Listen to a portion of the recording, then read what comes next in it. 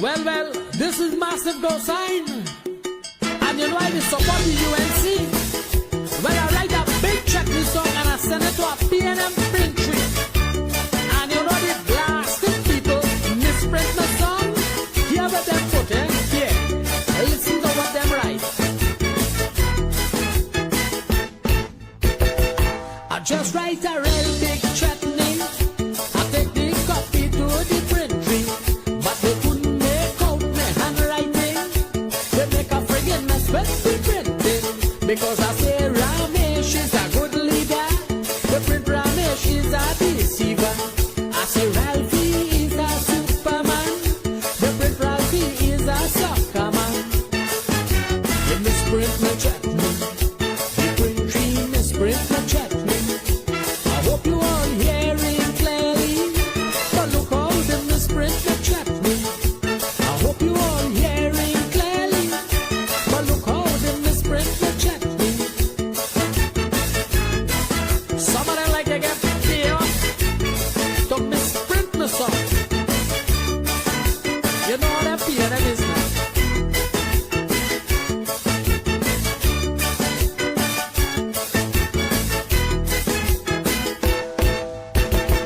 I write sugar aloes, I love a man. The print aloes is an obia man. I say Pink Panther could sing since he born. The print Pink Panther is get plenty horn. I say how the crow they sing real good. The print how the crow is take real wood. I say Manning supporters they always want. The print Manning said to hold the mother. Manning misprint my chutney. The print tree misprint my chutney. I hope you all hearing clearly. But look how the crow he fret me. I hope you all hearing clearly. But look how the misprint my chutney.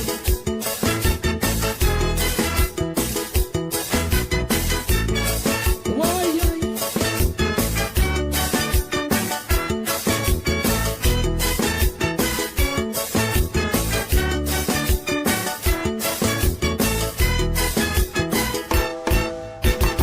I say Manning is a great leader. The print Manning is a big loser. I say Kamala don't think before she joke. The print Kamala love to drink and smoke. I say Fitzgerald Hines is a target. You know the print the man is a target. I say Rowley resemble a movie star. The print he resemble a rap baila. Madam misprint my chutney. The print tree misprint my chutney. I hope you all hearing clearly. But look how they misprint my chutney. I hope you all hearing clearly.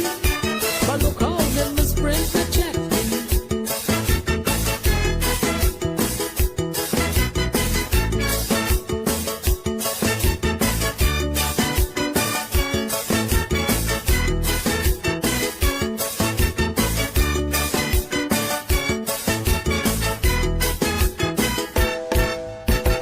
I say Jarrett Narayan is a party man. The people them print he's a candy man. Diane Sukaran is rich like she rich. The print she does look like a blasted bitch.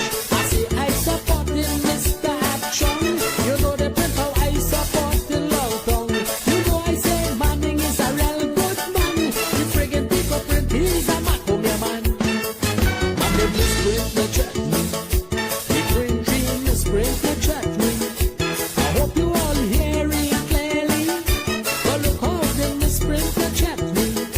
I hope you all hearing clearly. But look how they misprint the chutney.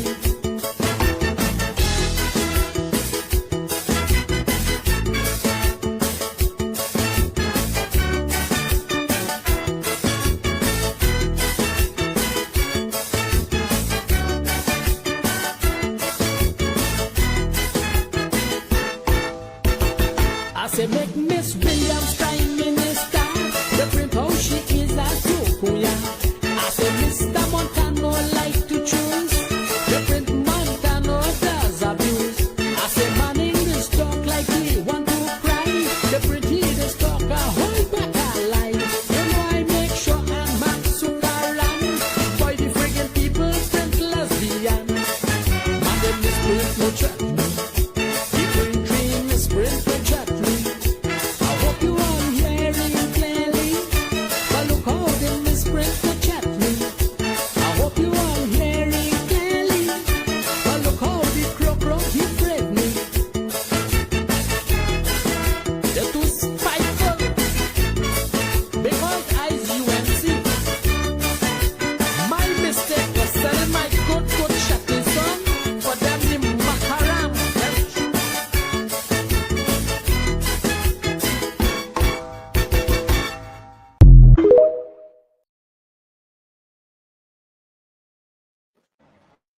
Misprint the chutney, man.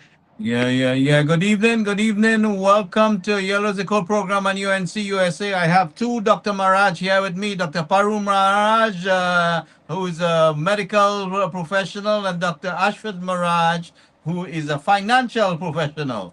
So, gentlemen, I want to welcome you back to Yellow Ziko program. And, we have some hot issues that are taking place in Trinidad and Tobago. And we see recently where the home invasion bill was passed in the parliament. And I mean, you're seeing some of the very ridiculous statements taking place and ideologies from those on the other side. And you wonder, you have to really wonder, I mean, whose side are they? Are they on the side of the law abiding citizen or the criminal? Take a look at a few clips from the parliament here. I'm going to display it a little bit. I can't believe sometimes what comes out of the mouth of people who have the security, the gated homes, the firearms, and come and tell me about I have to study disproportionate force. And they don't understand when the Prime Minister talking about the China ridiculous knock load up the matic, knock it back. All that means is by any means necessary. That's all that means. I find you in my house, by any means necessary. Those in that house getting protected. Thank you very much, Honorable Speaker, and honored members of this House. Mr. Speaker, just as you say in the run-up, just before I came here, I attended a very, to me, very pleasing and pleasant event. And this was 1 week ago. Someone told me there were about 500 police vehicles parked up all over the country, needing repairs. And that was 1 week ago. In fact, it was last week, Thursday. I said, well, we have something called Vimcot. Why don't we use Vimcot? And so said, so then. It was done. And from 1 week time, we had 14 police vehicles repaired.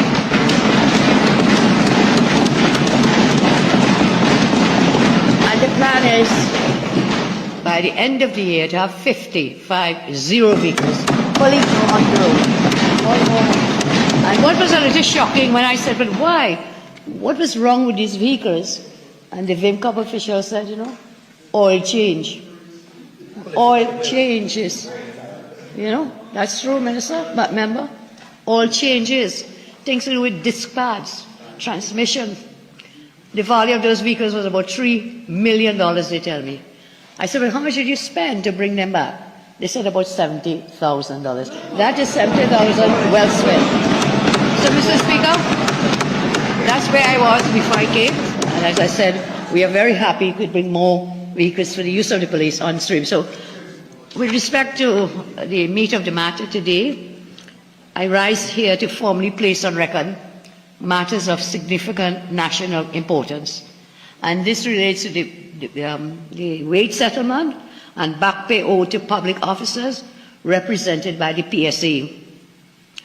And of course, the ongoing discussions with the CPO and the PSA. This matter then, in my respectful view, is not simply about numbers.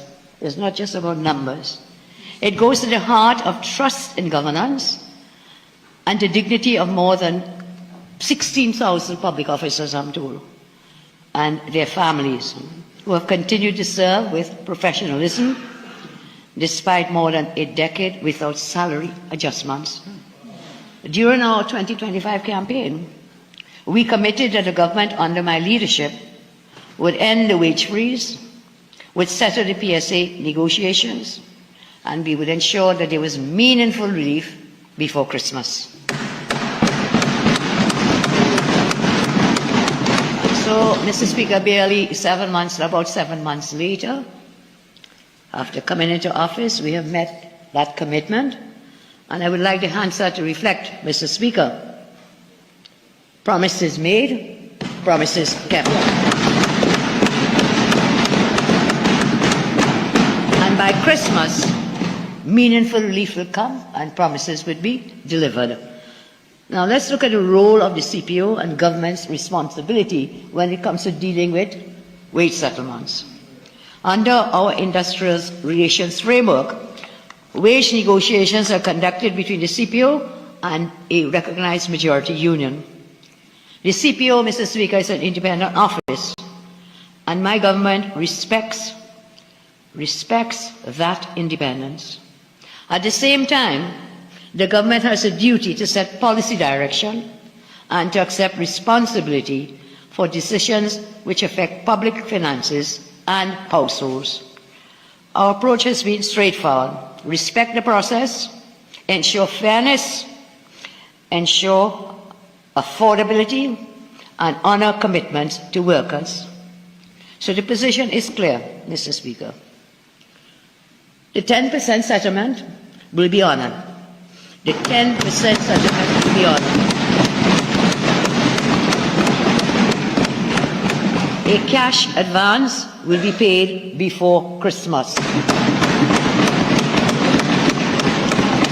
And the remaining arrears will be finalized through lawful negotiations by the parties, the Public Service Association and the CPO.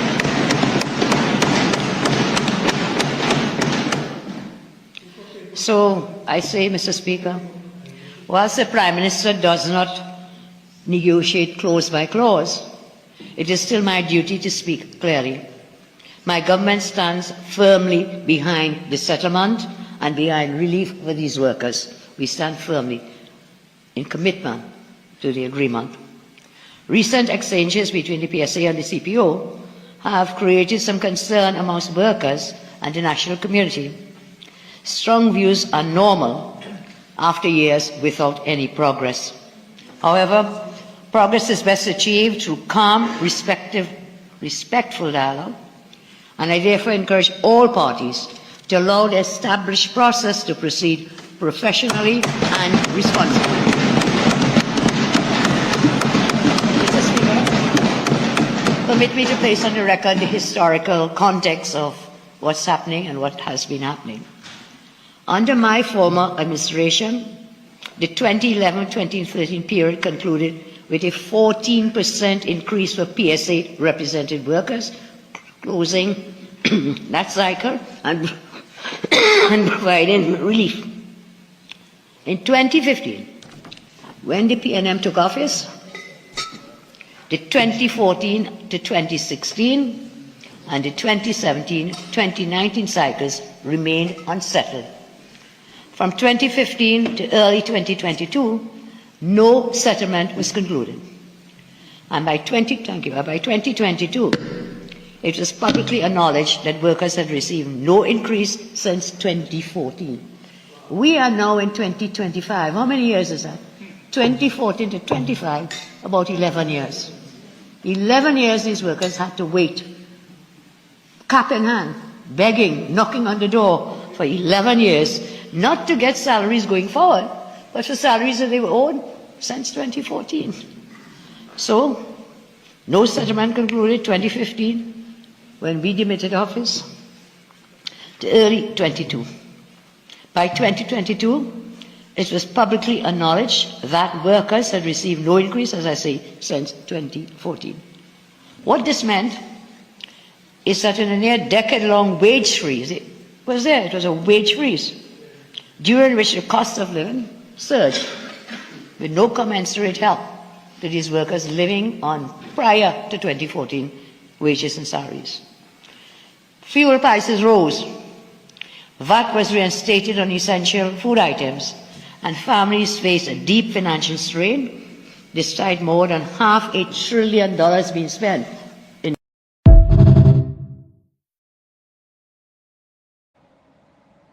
Gentlemen, Dr. Parum, you there? Dr. Maraj, you heard about. I want you to.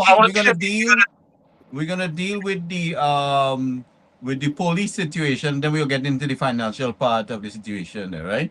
So we see here, within a short period of time, within 4 or 5 days, that the police was able to get back 10 vehicles, and these vehicles were down because of minor maintenance.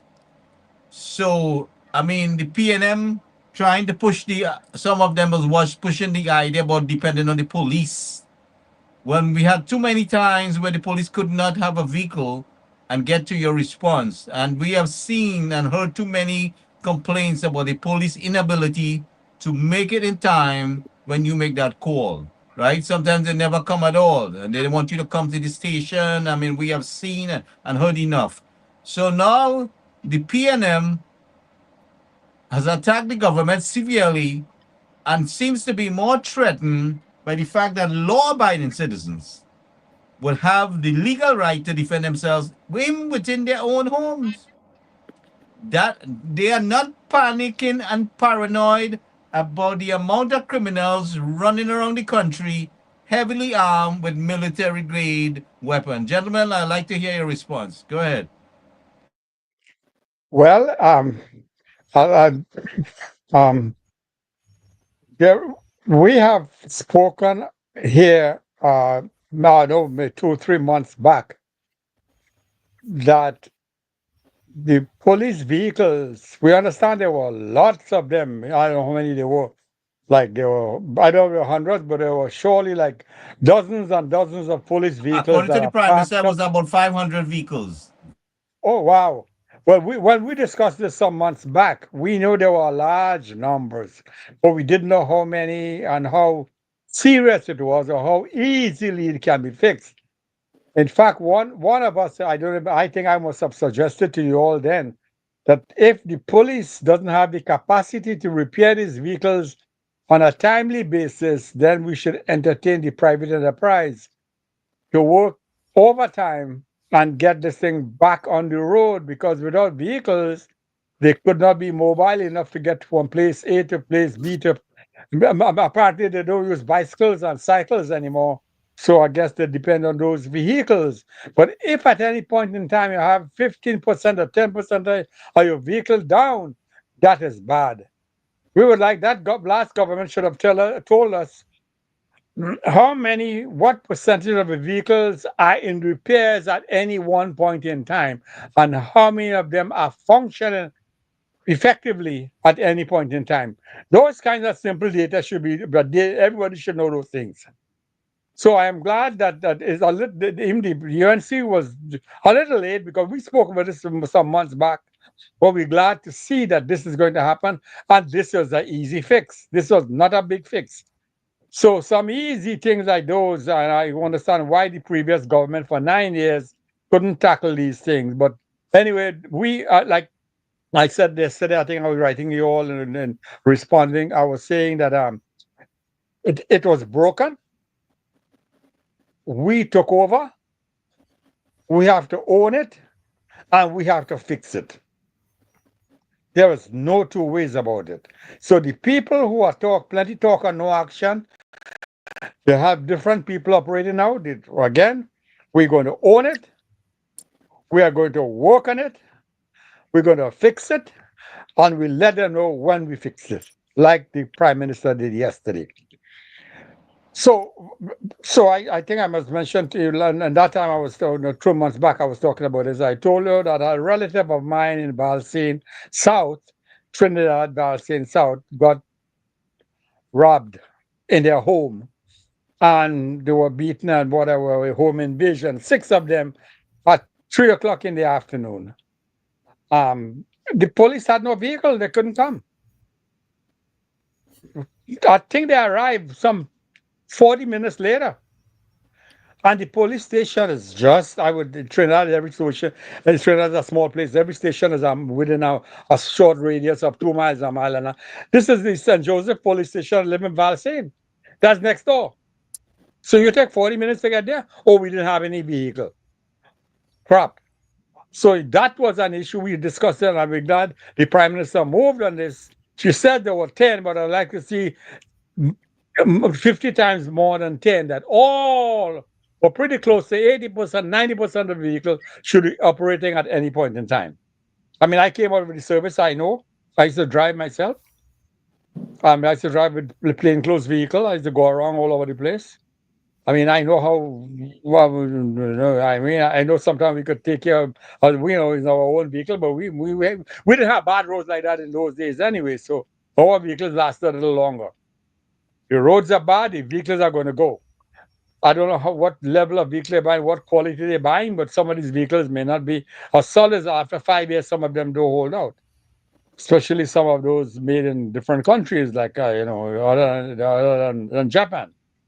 So I that part I am happy to hear, and I want just to continue. Want to hear not 10, maybe 10 per week. She says 1 week, 10, 10, 12, as much as, and they could fix them. Some of these they could fix them. They could do things. I mean, if the police within their own ranks don't have these things, because they have their own garage. Many of the police stations do have a garage, but they should get private enterprise to get it done quickly. That's the point I'm making. But doctor, Yes, go ahead. this is an opportunity. We have so many skilled young people in the country that cannot get work, right? And this is a Yes. perfect opportunity to hire them and do the repairs in the police garage, because when you contract these things out to private contractor, you're paying more money, right? Yes. Right, Dr. Parum? Dr. Parum, jump Yes. in there for a little bit.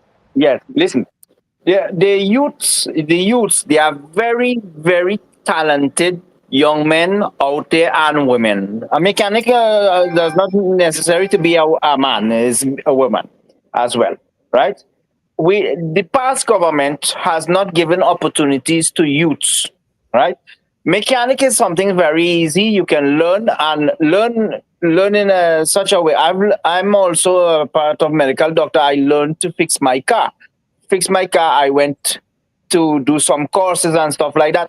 There is these courses like here in Venezuela. You have something they call the INSE, right? Institute National of Trade, right? What they do, they prepare young people to do different types of trade, but advanced trade like electronics, mechanical, diesel. You have your classification, the 3 months to 6 months to 1 year.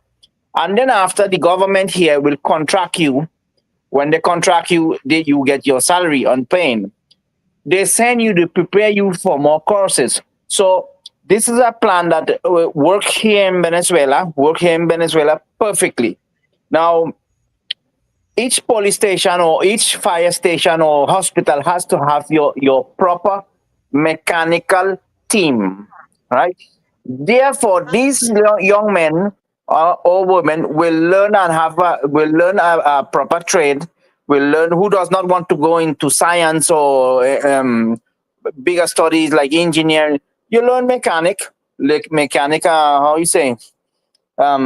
Modern, because sooner or later we will be going into all electric cars. So we keep an enterprise much more cheaper to work with. For example, I don't know if you all know about Civilian Conservation Corps. Have you ever heard about that? No, we heard about the private corp, but we don't know about the. No, we don't. We Okay. didn't. Civilian Conservation Corps was run by the military of Trinidad and Tobago, right? That's some years ago in 1994, 96. So they have very good implementation on conservation of the ambient. There has their plan as well, no? And when we have these vehicles in good functioning, we have all government vehicles are functioning by this trade. These youths trained in a mechanic. We go much more cheaper, and we have also created employment. We don't have to make a contractor all the time because it will be much more expensive. You see, so 500 vehicles, man, that is very negligent. So if you look at it, it is a way of sabotage, in a way that sabotage the police service in a way, or some officers as well do not care about the cars. Let's be straight with that. Most of them have no feeling.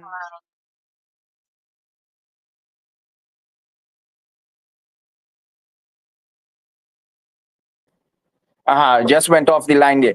Has no Yeah. feelings of how you say to take care of things, right? Commitment.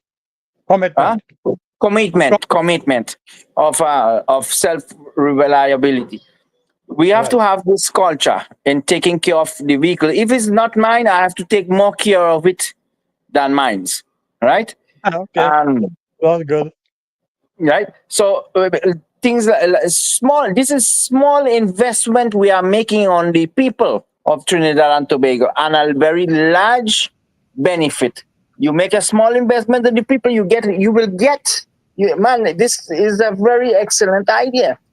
It is not justified that for an oil change, you have a car, a police car, or down. No, that is not justified. That is not accepted, right?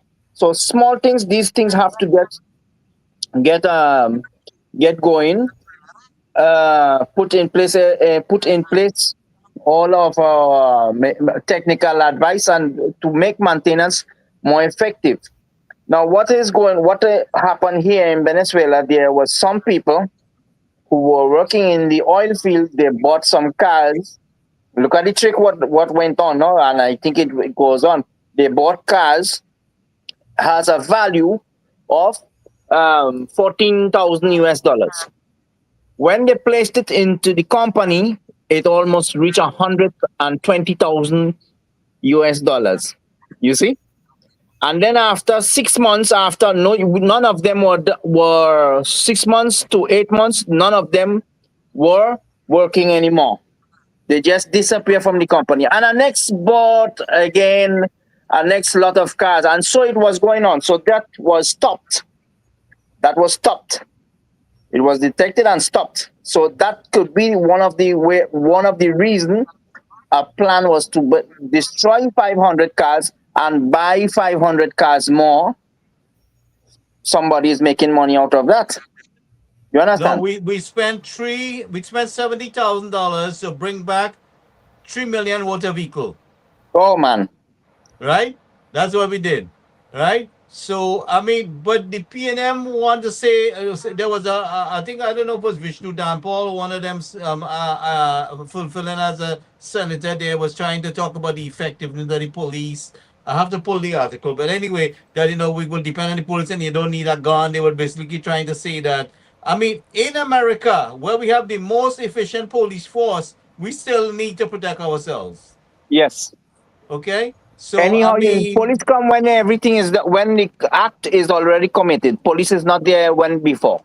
It's right. So so one of the things I suggested, and I will suggest again, is that when you sign off on a police car, there should be a checklist of how you receive the car, the mileage on the car, the scratch and dent on the car. Everything should indicate on that checklist when you issue the vehicle. When you bring it back, that checklist will be completed, and if we maintain that, there'll be accountability of the vehicles. Now we know definitely the PNM has caused us in so many ways. They have caused the roads by negligence to be dilapidated, so the cars in them would definitely need repairs more so than they should have been needed. So the PNM is costing us by the racket they did, the negligence they did. I mean, and there's so many ways that the PNM have really cost us, and the population, we must highlight these things so the people understand. I mean, basically, what we're talking about here, what it is when they decide to vote on other means, whether it's race, religion, party, or whatever it is, and they choose the PNM over the UNC, what are the consequences towards them? And it costs the population, it costs our treasury, and these monies can be better utilized. We got 200 motorcycles was donated by China, Trinidad and Tobago, and we are yet to see those vehicles on patrol. It's like somebody taking and put it in their private garage somewhere, so we will have to find out. But gentlemen, go ahead.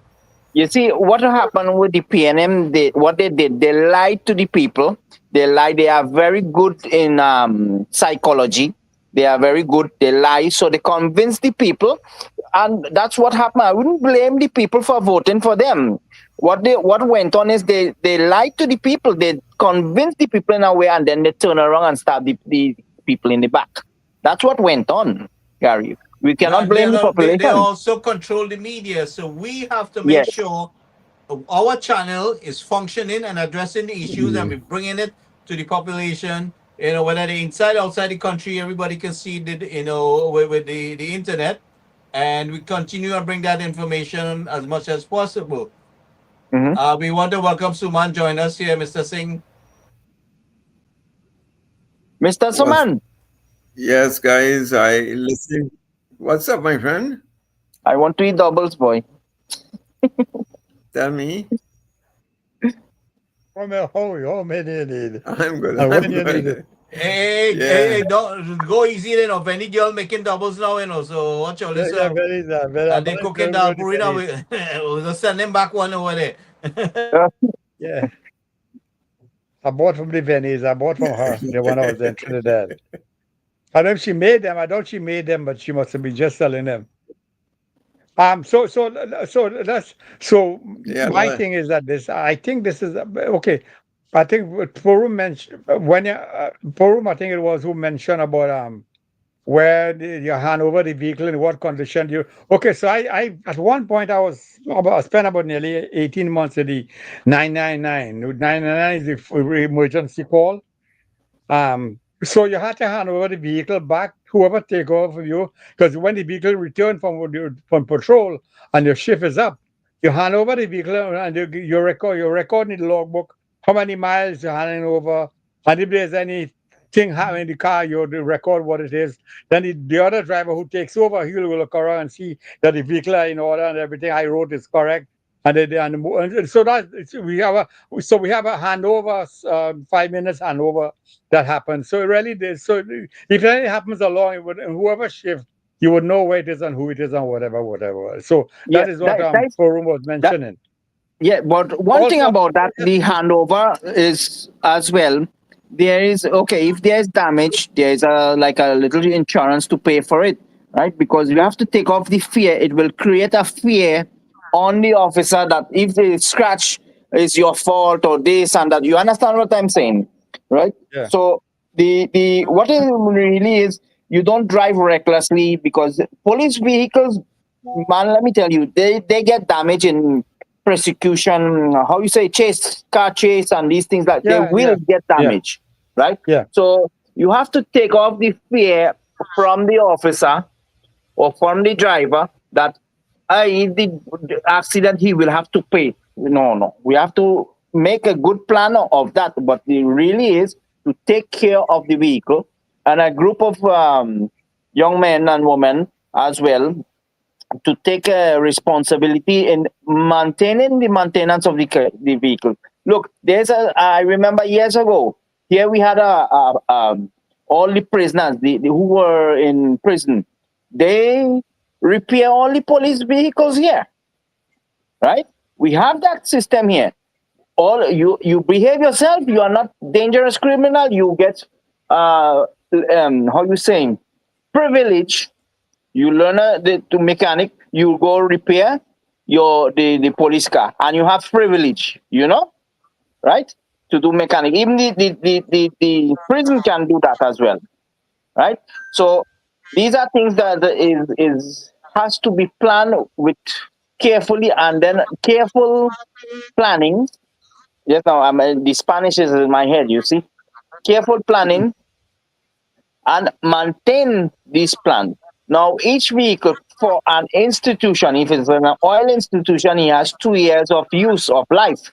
If it's our next institution, he has 5 years of usage. Also, five years of Usage. Yeah, useful go life, ahead. useful. lifespan, right? Yeah, lifespan. So, Okay. and then with the maintenance, you will extend the performance or lifespan, right? Yeah, but once Yes. a vehicle has a book value, yeah, at a certain number of years, they must have a write-off for a vehicle. Like say, Yes. like after 10 years, the vehicle should be smashed up. And at Trinidad, people don't think that way, but that's how it is. You have a Mhm. vehicle, the lifespan is 200,000 miles or 10 years. After that, zero salvage value. Yes. Or if you have any value to be created, that's a fair market value. That's an income to generate. So once your vehicle has met the useful life or the termination, you get rid of it. You sell it off or you throw it away or whatever because it has no value. Somebody will buy it from you on a scrap basis, and you move on to new vehicles again because you cannot have old vehicles. It is. Look. I was driving. I happened to be ending up in Toronto once, some 10 years ago, and more than 10, but 15 years ago. And one of the vehicles, it looked like the 99 or whatever have numbers they have up there, 911 or whatever they have in Canada. The car shut down, the police vehicle shut down on the road. He went in this trunk and he pulled out a crank and he lifted this car in the back with a whining jack. What crap I could on? And it's one of the busiest highway in New York, in Toronto called the 401k. I mean, I hope Trinidad don't have that kind of thing. A vehicle that gets crashed on the police vehicle that gets crashed must be moved away immediately. Like every other vehicle, must be cleared and taken to the garage and fixed within X amount of time. And they have to have time and motion studies. Because I was telling you how long it takes the police to repair a vehicle. The garage could do it in 1/5 of the time. I looked at it my own self when I was there, and how long they take to repair one vehicle. And compared to the garage, will get it done. You talk about the oil change just now. For room. I go to the 99 car to the station to get a change. While we're on call, that takes us nothing more than 15 minutes to get the oil change. If anything happens while the only thing that happen is when it's up on the ramp, that something happens and you have to take it down to a run. That might be the only problem, but you take a chance and take it down on that day. So it doesn't take you long to get an oil change. And oil change is on the go, it's on the run. So we on the run 999, we do the oil change on the same run. We don't have to park up the vehicle and get another vehicle for oil change. If they're doing that, they're wrong. They're supposed to find they're not efficient enough. Efficiency has to begin, and that is why I like private enterprise. The government has to compete with private enterprise, and then they'll be doing good. I want to get to the But finance you see, side the of thing it. about it is we contracting the cars to be repaired under private enterprise, and it's a big racket. So the best thing Yes. to do is to hire people to work in the police garage, make sure they're properly managed, right? And the mechanics are already there. You're not sending the cars away. There has to be a police garage, or you send the cars in for repair, and you have your people there 24 hours. You maintain a 24 hours, not a 9 to 5 or 7 to 4 operation. You have a 24. That's like how in New York City with them taxi cab company there. You come in there, you change a tire, you take out a fender, you straighten and paint it and send it back out too. But the thing about it is there's a lot of young people can use that opportunity, and we can kill, like say 10 birds with one stone because of the way that we manage things. Where you create an opportunity for the young people, you're getting the police car efficiently repaired in a good time frame, and oil change is a very important thing to be done in time where you don't damage the engine. You change the oil change, you change the transmission fluid. The vehicles on the go all So, the time. We have enough vehicles to maintain where a vehicle could be down for a while and repair. If we fix. so, Gary, so you see here's something, no? let me What let me Dr. say, Maraj is saying, what yeah. Dr. Maraj is saying, no? There is always has to have. I explain something here, no? In all government companies or all companies that has importance to the state must have half or 51% of government and 49% private. Why? Private is because it hurts the pocket of the investors. Government, why the government has to have the 51% shares, because the private would not hold hostage the product that is being needed, right? So, where if we put these workers to fix the vehicles, most government workers are idling on the job, right? And we have to put a time frame. Yeah, for, but we have to fix that. That is all under the yes, PNM, but we have put to fix a that too. time frame. This vehicle went in today. How many time? What is the diagnostic? The diagnostic is this. Okay, you have to. How many time will be taken? The 3 days, 4 days, 24 hours. depends on that, and the disponibility, the availability of the parts that is needed. There is where the private enterprise come in with a controlled price, not a price on the parts, not a price that is extremely expensive or a fair price. Yeah, like we have seen in the US where $700 for an aspirin. So because it's a government required thing, so Ah, so it's the same kind of racket that takes place in right. Trinidad or any other place. So but the thing is, as like I said, it has to be managed properly, and if we Yes, manage it properly, it can work effectively. and And maintain that it as this well. will happen. This will happen under a UNC government. You bring Yes, back sir. PNM and everything going, going back down. We are seeing now right now. I mean, look what happened with Petrotrin. Go ahead, guys. Oh man. Well, everything that where is disorder and order is not welcome, there's corruption.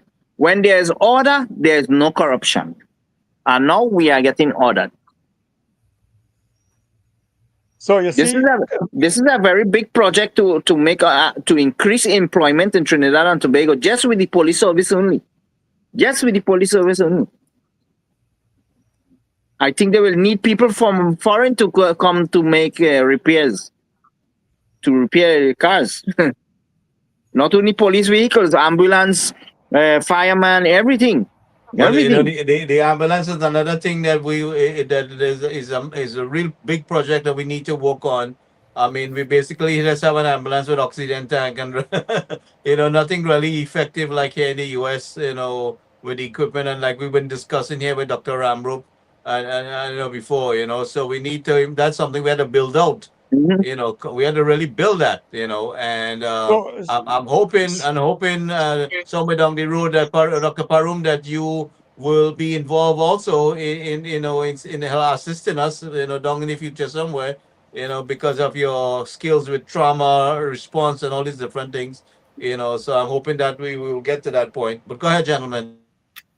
so here's the thing about what you all are discussing in terms of corruption in the contract and tendering.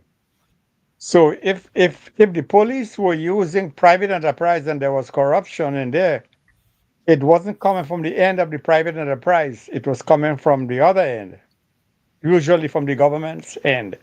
So here are some of the things. So the way they do their thing is they have a middleman who is going to contract out his vehicles to garages. So the police will give this to a contractor who is Mhm. a middleman who doesn't own any garage but has contact with garage because he's giving them business. And how long does it take the garage take to get paid? 6 months later. So Yes. what business can you have that you have to wait 6 months to get paid? You must get a turnaround time. If I'm paying my employees every 2 weeks, then you have to pay me every 30 days. So the corruption is built into the government system. The payments are too long, and it allows for malfeasance and corruption when you don't pay people on time. How long will a garage man wait to get his pay? A long, long time. Sometimes a whole year. I didn't get the first contract, they didn't honor it as yet. So those kinds of things that allow for corruption. If you could have your system functioning in a normal the way business ought to operate, corruption would be down like I wouldn't say 100%, but definitely more than half. And that is where the government has to look at these things because we in this for the long haul. We in this government here to stay for a long, long time because we have to fix this thing and see that it works and see that it holds out. So all these things I'm suggesting, it cannot be done by no other government than this government. And this is your business because you own it. You have to fix it and you will get the credit for it. And you must ensure that you get the credit for it because you are fixing it. So I'm glad you mentioned that some corruption in when you do contracts. But it's because the contract is not. So if you take one of the biggest garages in Trinidad, and you the police welfare, whatever league they have, financially, you have the finance department, is going to contract the biggest contractor of garage services in Trinidad directly and tell them we have an average of 10 vehicles coming in and we want them to come back within 6 days every week, within 5 days every week. promised that and signed his bottom line. That is his obligation to ensure these vehicles come within 7 days. 50 vehicles come back within 7 days. And that man will take that responsibility because he's the contractor and he has the garage and he take the overtime and he have to get it done because it must be done or else you get somebody else. So hold on, my mic on here. So that you all mentioned because we talked about this 3 months back when we said if you cannot do it, get private enterprise because I know how slow the police vehicle is get things done. And just before I leave on this topic, I would like to also say that there are some vehicles they will not be able to give to private enterprise because the nature, the sensitivity of classified information. Some of these vehicles might have wired with certain things. So we may have to keep these indoors. So if you know what I mean. That final, but no, we're not saying all vehicles, but a good, that's only 10, 20% that might happen. But the majority, 80% of the vehicles can go to anybody. And there's nothing to worry about classified or whether the vehicle might be equipped that you don't want anybody to put their hand on. The same thing would be with the medical, the radar, or whatever they have again, the only things you mentioned, fire services and everything else. But by and large, they could do better by ensuring that they deal with private enterprise in a proper way because don't allow corruption to enter when you're dealing with private enterprise. Waiting for 6 months to get paid, that's corruption. A whole year you couldn't get paid, that's corruption. And the private enterprise has received money already. We promised a government of efficiency, and that is what we have given the country. If you notice, there's a government of efficiency taking place there. Go ahead, Parum. Yeah, and there you have the efficiency of the private enterprise. Right now, the private enterprise is necessary to take out the emergency that we have in the police service of 500 vehicles. That is an emergency, right? It is necessary private enterprise. But meanwhile, you use the private enterprise to help train these young men to have the maintenance of the vehicles, right? So therefore, we have employment and we have more optimist service in the police service.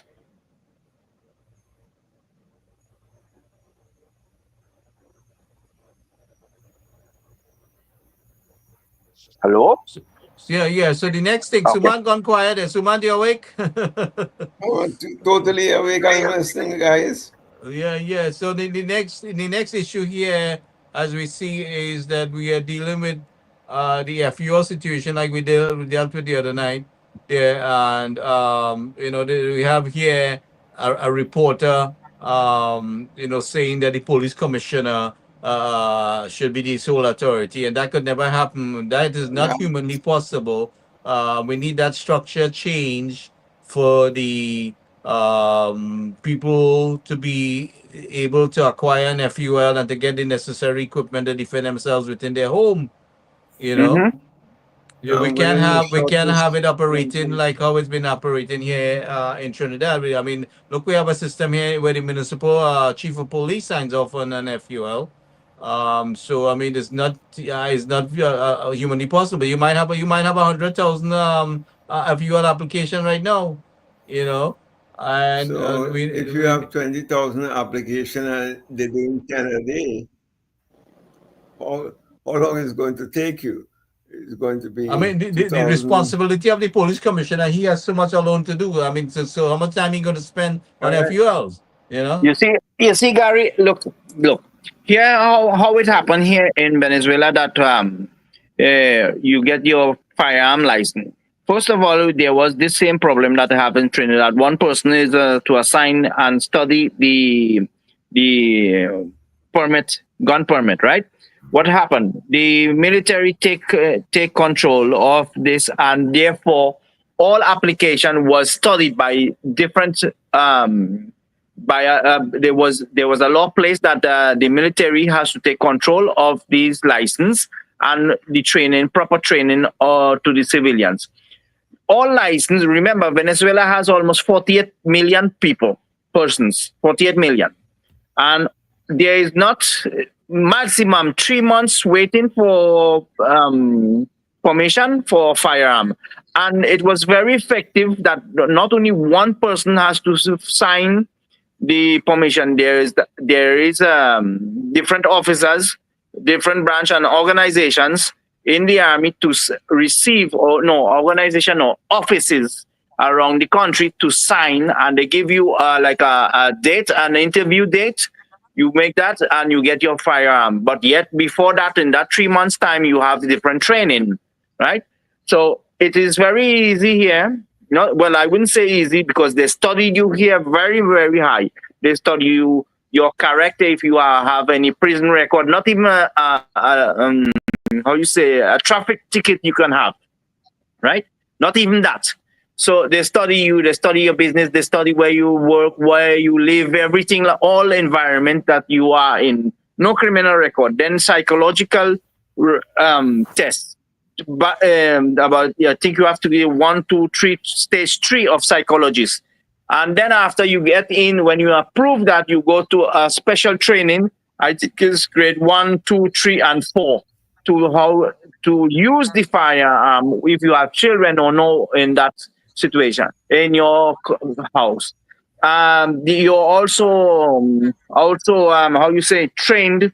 Like, for example, you defend in your home, but you cannot go out and chase the bandit with that. You are not police officer, right? So these are things that can be placed and be fixed easily. I don't think the commissioner only one person. It has to be a lot of persons studying these things, or maybe the military over there can have the access to it, or widen a special branch of the police to assign these firearms. Yeah, but it has to be broken down to where, like we have a senior superintendent in charge of a station or area. So that person should be authorized. I mean, if you can't trust the senior superintendent to sign off an FU, then you can't trust him to manage the his jurisdiction, right? Yeah, right. So what are you trying to say? So I would say at least that would help with the workload and with the weight.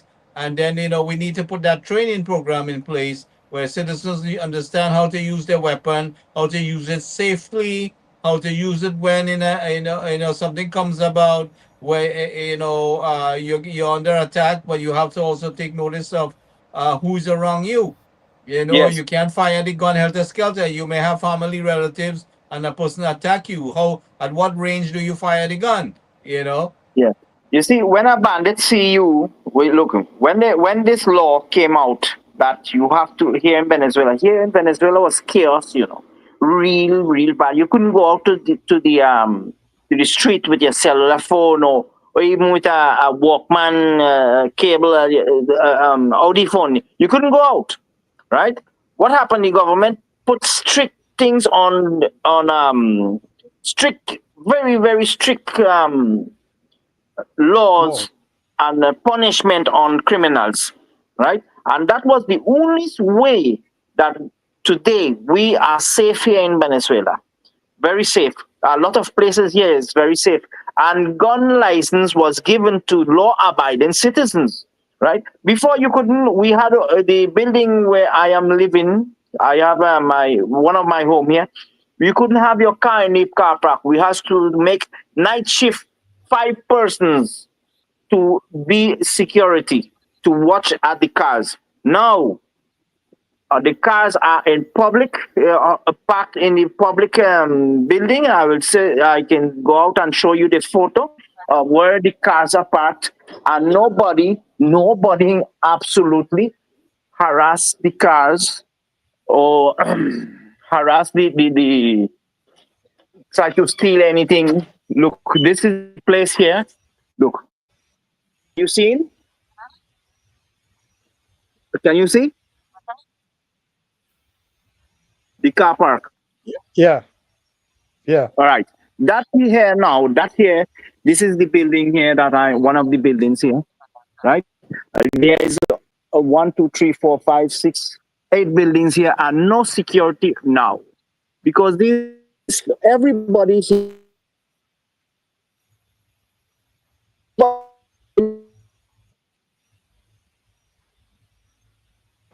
The criminal will not know where it is very dangerous for him to take a risk to come here. Because why? Everyone firearms. Everyone.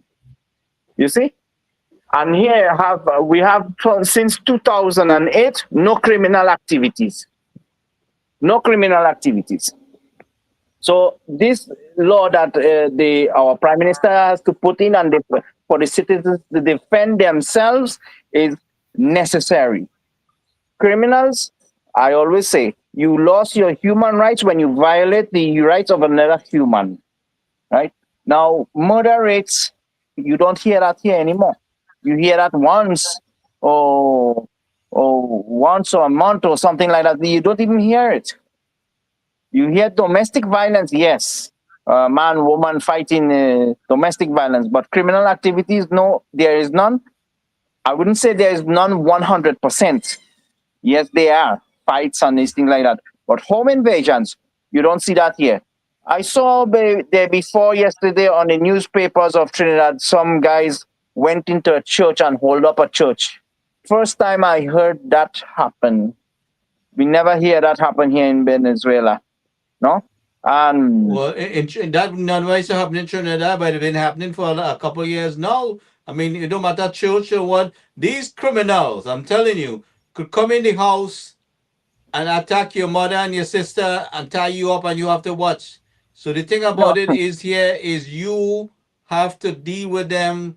There has to be, the law has been reinforced and improved to a point where you have the right to defend yourself. And far too many often, the police treat you like a criminal when you defend yourself Yes. in Trinidad. So this is Yes. one of the things that we wanted to flush out. So all these song and dance the PNM try to do both in the House and the Senate there. You know, it's irrelevant, because the fact that the reality is that when you defend yourself in the country, and also they have forced people, like we have seen, I think was the homeowner a few months ago that got an illegal gun to defend himself, and that has happened too many times, because they have put you under so much duress just to get a gun to defend yourself. In the meantime, like I keep reiterating, we still do have criminals running around the country with very heavy military grade weapons, and that happened for the last 10 years under the PNM. It was happening under Manning, and when we came into government, everything was shut down, and then all of a sudden you see the same thing happening again all over again. In fact, I think this time around it went worse. You know, these criminals are going on Facebook and social media and posing with a gun, threatening people, threatening the police too. Yeah, You know? that happened here when a group of criminals threatened. They placed a video on TikTok and on Facebook. They came by the organization that were I wouldn't say high class people. I would say a closed organization, and there was a ghetto. The ghetto, they came and placed videos shooting in the air, right? Next day, military and special police came from Caracas, and they would not be able to shoot anymore up in the air. They were taken down in 7 hours. There was a big fight, yes, very, very big fight. So this is the way that these fellas, they post these things on Facebook. They have to be traced and dealt with severely, so they would not do it anymore again. You understand what I'm saying, no? Not to say the word, right? So a criminal, you just come into my house, you go down. I don't care however it is, you just go down. That's how it has to be. And when criminals see that they don't have the possibility of getting out alive, they will think 3 and 4 times or 10 times to go in. They will only have the intention, but they will not be able to do it. What I'm suggesting is the way we set up ourselves. If we structure things right, you know, we should set up ourselves where the response is so swift that they will have to reconsider that action, and that has to start to change in Trinidad. When they make an attempt and the word gets out, they will have to reconsider their decision.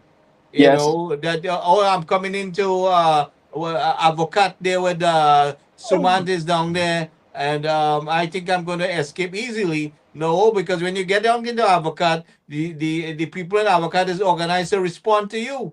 together with Yes. the police. So you see, we You, need an organized structure. It cannot just be a police operation. Police has to work with citizens. you see, criminals as well try to justify themselves because of economical situation and this and that. Look, I used to live on the streets, you know, when I came to Venezuela, when I came out of Trinidad. And I'm not ashamed to say that I was to eat in garbage and garbage cans and go to restaurant and take up the food, what people left. And I'm not ashamed to say it, right? I was offered to transport drugs and do stealing and things like that. You are a criminal because you choose to be a criminal. I did not choose to be a criminal under very high pressure, right? Sleeping in the park, Correct, sleeping correct, in the garage and these things like that. And now today I made my way up because I decide not to be a criminal, not to steal or anything like that. So there is no justification that you say, oh, I am hungry, I don't have food for my family. Man, put yourself and work. There's no justification to be a criminal. Nothing. So this in a way that they have a thinking PNM way, or they just train these people to terrorize Trinidad and Tobago as well. To terrorize has to stop one way or another by force. There is no law to protect you. The way it's going to stop, Dr. Parum, is if we stop them. The only way Yes. it's going to stop is if we are organized to respond to them. And the Yes. police and the government, the PNL government has put our people in a position where they were afraid Sitting because they ducks. were unequipped, because these people were heavily armed. You know, I mean, and you know, for me, I don't know, but I feel if I have to make something, I will make it. But I have to defend myself. But now Yes. we have enforced that, upgrade the laws there now, and I know we're going to be putting some more things in place to upgrade per person's right to defend themselves. You know, and so I mean the home invasion law has passed, and we're going to work towards more things as you know as time goes by. You know, but the police force is something we definitely have to fix to function in an effective way and to collaborate with citizens. We need something between national security, police, and the local government to organize the people. These agencies have to be able to work in tandem. Suman, let me hear something from you. Come on. What's happening in Avocat? Man, I'm quiet and nice here, bro. Enjoying the outdoors, the moonlight outside. I came in a Yeah, while we have a ago. full And double. moon. What you're saying is, yeah. Nice moon outside, man. Enjoying the evening. Anyway, I've been listening for the past 45 minutes to you guys, and I cannot help but agree with you all. You know, the pressure on the Commissioner of Police to grant FULs is not a one-man show. It has to be spread out about the various stations across, because if there's 20,000 applications to do, and this is being brought up, you know, the commissioner now has this added responsibility. When is he going to get time to do the real work? You know, so there has to be another way or other ways in which you can fast track this process. Secondly, I think that you know, we all talk about it, but technology has to play a bigger role in crime solving, because we have seen that the sophistication of the criminals today, and then they were not like yesterday, you know, or yesteryear. The criminals are well sourced. They have got contacts with the legal system. They had good contacts with whoever brings in these high-powered rifles and them for them. And sometimes their equipment is better than what the police are using. So what is this telling you? You have to have a different methodology to fight crimes today. So the combination of, you know, adopting the new technologies, a lot more drones are, you know, linked up with the guys on the street linked up to the guys, the Marine branch, and what have you, the Air Guard. It has to be something coordinated. And when you look at all of this, the big, massive pain point means where it gets stick is in the judicial and legal processes, because you can't have people sitting there in jail waiting 15 years to get a trial. So all these things it requires a coordinated approach. And I've seen that they have to have some courts, a lot of courts in all the various districts, whether it be Southwestern, Southeastern, Central, blah, blah, blah, what have you, and 24/7. Night courts, they've been talking about night courts for as long as I know, and nothing has come to fruition as yet. So it's same old talk again. When is it going to stop and somebody starts to do action? And this is my take on, the whole crime situation. It's pleasing to see the reduction that has taken place recently when the SOE and also with the introduction of the Southern Command. You see a sharp reduction in the criminal activities, and one case is like 46% less, and the other case 42% less.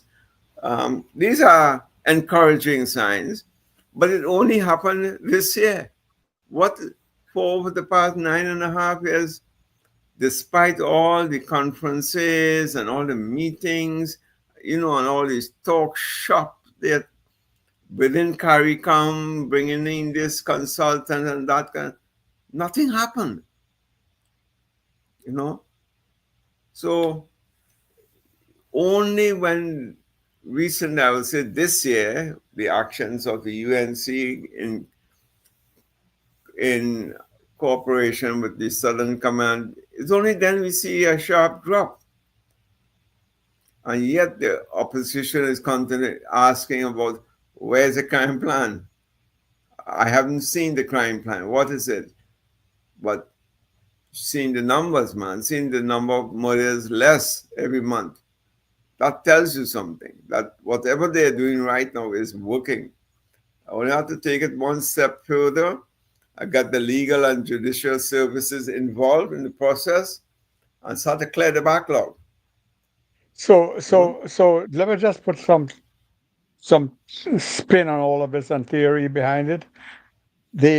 So what Gary had just mentioned, that the police need to enlist the services of community people in the community. I guess he's referring to the average Joe and the average citizens. That is why we are having this conversation and having all these outreach programs to get the feel of people on the ground, what's their perspective and what kind of a law they would like to see, so they can be more protected to protect themselves. The reason why we have to do all of this is because the police couldn't do it. For whatever reason, they couldn't do it. And therefore, they are enlisting the services of members of the community to arm themselves to help protect themselves. Because if the police could have done it, there's no need to arm me at all. I don't need it, really. And the reason why I need it is because my home is possible to be invaded. Also could suffer some things that, I must protect myself. And the cutlass wouldn't do it. You all just mentioned the kind of you're talking about the AI, the generated, the way technology has moved. These fellas have sophisticated weapons, and I have my cutlass in my hand. What the hell could I do with that? What? It serves its purpose in the past. A cutlass will do it if you don't have anything else these days. But because you should be emboldened to protect yourself and your family, and feel that a magistrate or a judge would let you off the hook because you had to do what you do. rather than leaving it to common law, which is what the other side is saying. So the reason why we have they was arguing in the parliament, oh, we already have this and they already have it. But what's been happening, right? When the police comes and charge you like a criminal, like you was the wrong one. Mhm. Gary, Well, Gary, I said this, we were discussing this You are sometime a member before. of the police force. We were discussing this sometime before, and I said that there are two groups of people: is either you with the criminals or you are with the victims. Pick your sides, and we have clearly listened to the debates in Parliament. You could see who feeling sorry for criminals and who feeling sorry for victims. Don't tell me about anything about we have a right to do it. We have a no. If you have a situation where you have to defend your people because they're victims of all kinds of criminality, you have to stand on the side of law. You have to stand on the side of the victim, because without them, you have no society. So that is why you are in Parliament. That is why you are a judge. That is why you're a police officer. That is why you're doing what you do, because you have an obligation to ensure that people in your society survive and contribute and make your country a better place or your society a better place. Let me just say this one thing about you. The commission have to sign all these things. I have never heard such crap. If they're doing it, they started doing that wrong because they had no control, and therefore they had to put everything in the hands of the commissioner, who was manipulated by a prime minister. So that crap has to stop as immediately as possible, which I think they already started doing. Because they had only, in days gone by, they had one commissioner, and you might have a deputy commissioner. That was it. Now you have 3 deputies, 1 commissioner, 3 deputies, and about 5 assistant commissioners. You have all these people who could sign on behalf of the commissioner. You have 8 of them now who can do it. And to beside, you could, as some of you mentioned, you could go to every division to sign their own damn contract. Every senior superintendent should be able to sign and leave it there. The records are there. You can see. Listen, you don't have to go into a police station to do application. You go online, fill out your application, do all this stuff online, and we just do the checkout, physical checkout one, because we have to check out, come and check you out. And that will be 1 visit, maybe 2, and you're done. So this long, elongated, long time, those crabgrass kind of handful, crabgrass behavior, they're talking nonsense. They're talking 19th century. We are in the 21st century. All this crap people talking is 19th century, we're in 21st century. Or this one will not be so. They have nothing to talk about. They get paid to talk in Parliament, and they talk crap, a lot of crap, because they're watching. I'm sure they look at the clock to see when the time is up. In fact, some of them debating, they can't use the damn time. They're so corrupt. They can't use up the full time. 90 minutes is no. They only have to talk for 15 and 10 more minutes, or 15 more minutes, or 20, or 30 minutes, and they can't talk for 30 minutes. That means they're vacuous. They have nothing to say. They have nothing. They're empty. So talk and walk. So the UNC have to talk and they have to walk, both.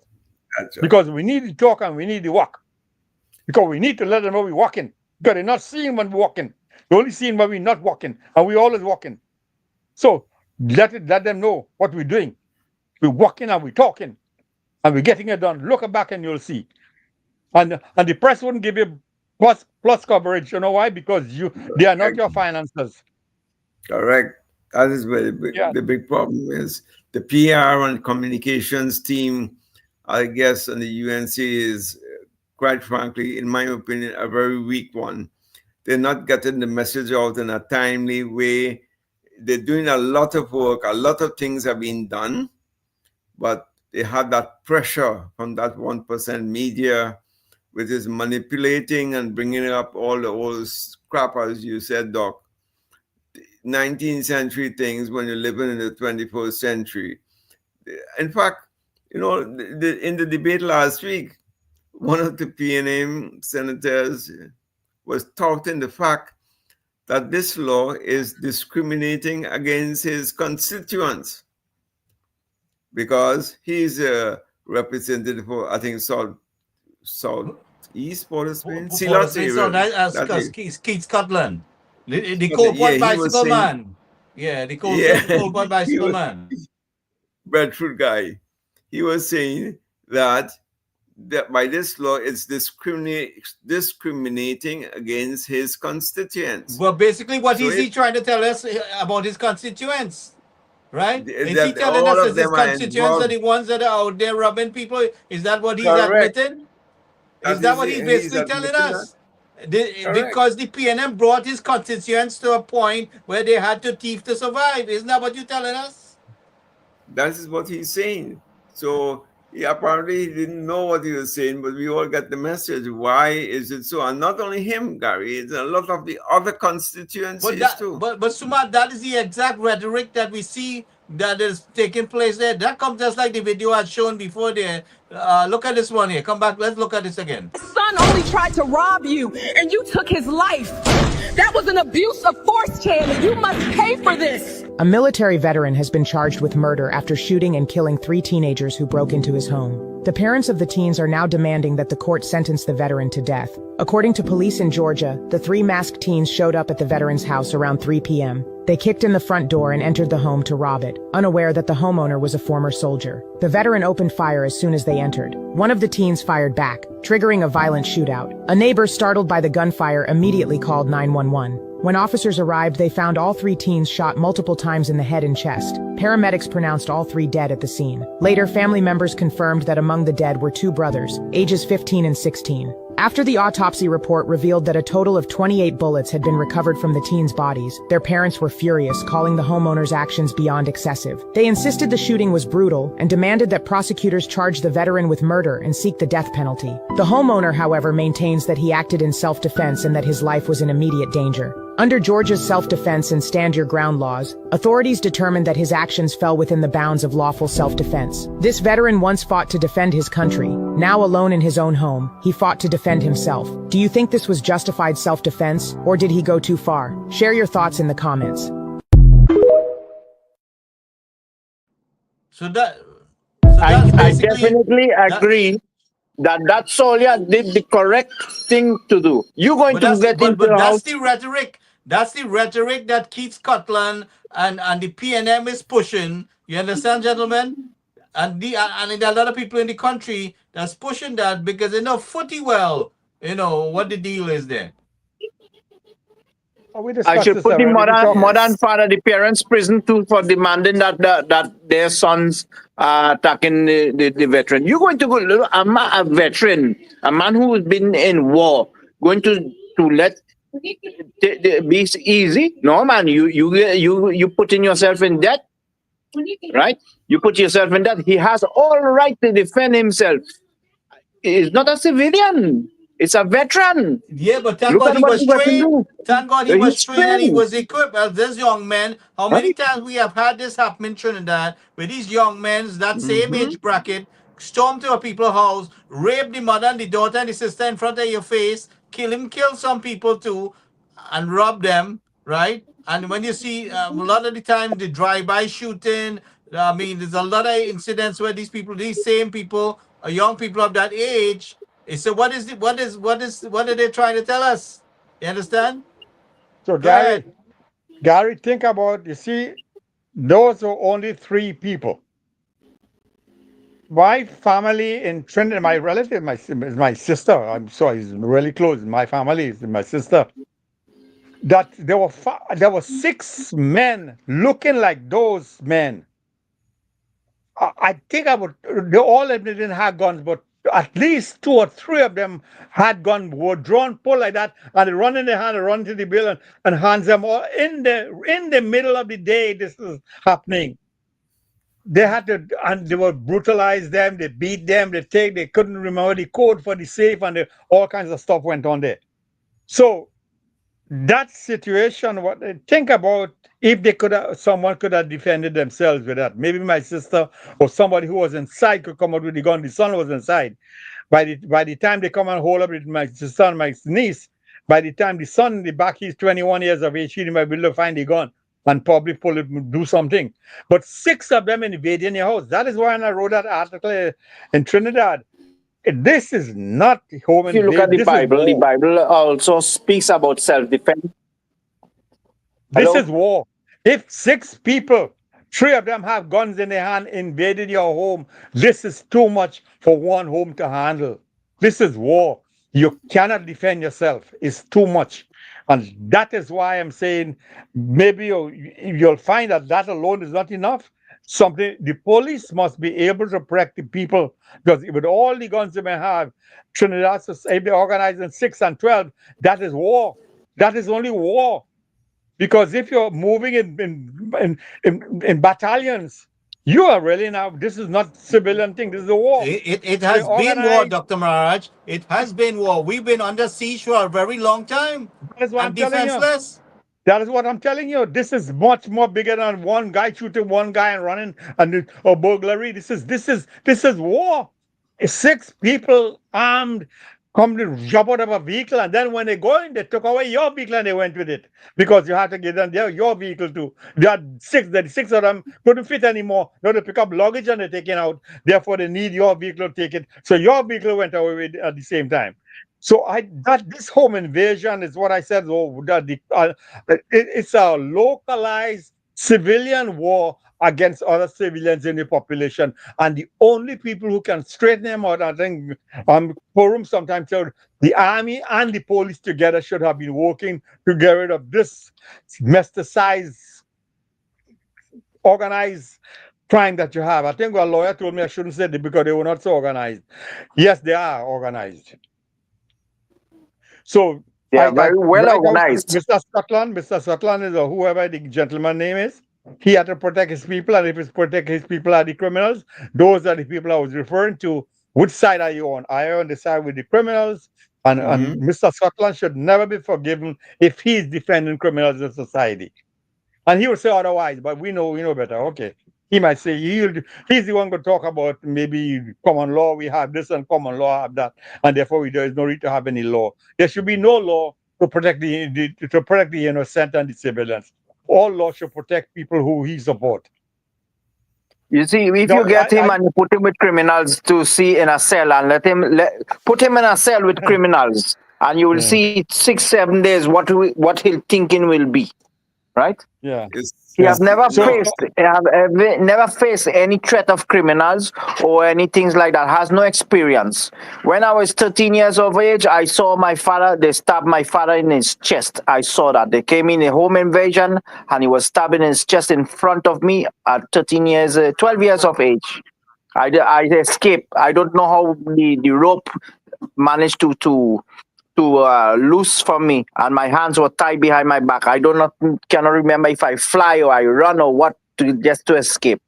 I saw the man with the knife coming in, and the extra one was shooting at me at behind. That's all I remember. And I jumped over a wall. So I was to live with that now, the death of my father all these years. You see, all these years, and now the police they came. What 1 hour after Sanigrani police station? 1 hour after they came. You understand? My father died of hemorrhage. I saw when they pushed the knife in his chest, right? So we are law-abiding citizens. We have to live with that pain after. If you don't let the criminals harm us and live with that pain all our life after, no, it's not justified. It's not justified, right? There's no right to have that pain. We lost a criminal, that's one out of society. We did good to society, right? We lose a law-abiding citizen who contribute to society in all ways. The society suffers. I don't know if it's what is the next topic, Gary? Because I have 2 matters I raised the other day. I think yesterday you must have read the 2 issues I raised. Yeah. Go ahead and raise your thing now. Go ahead and raise your thing. But Right.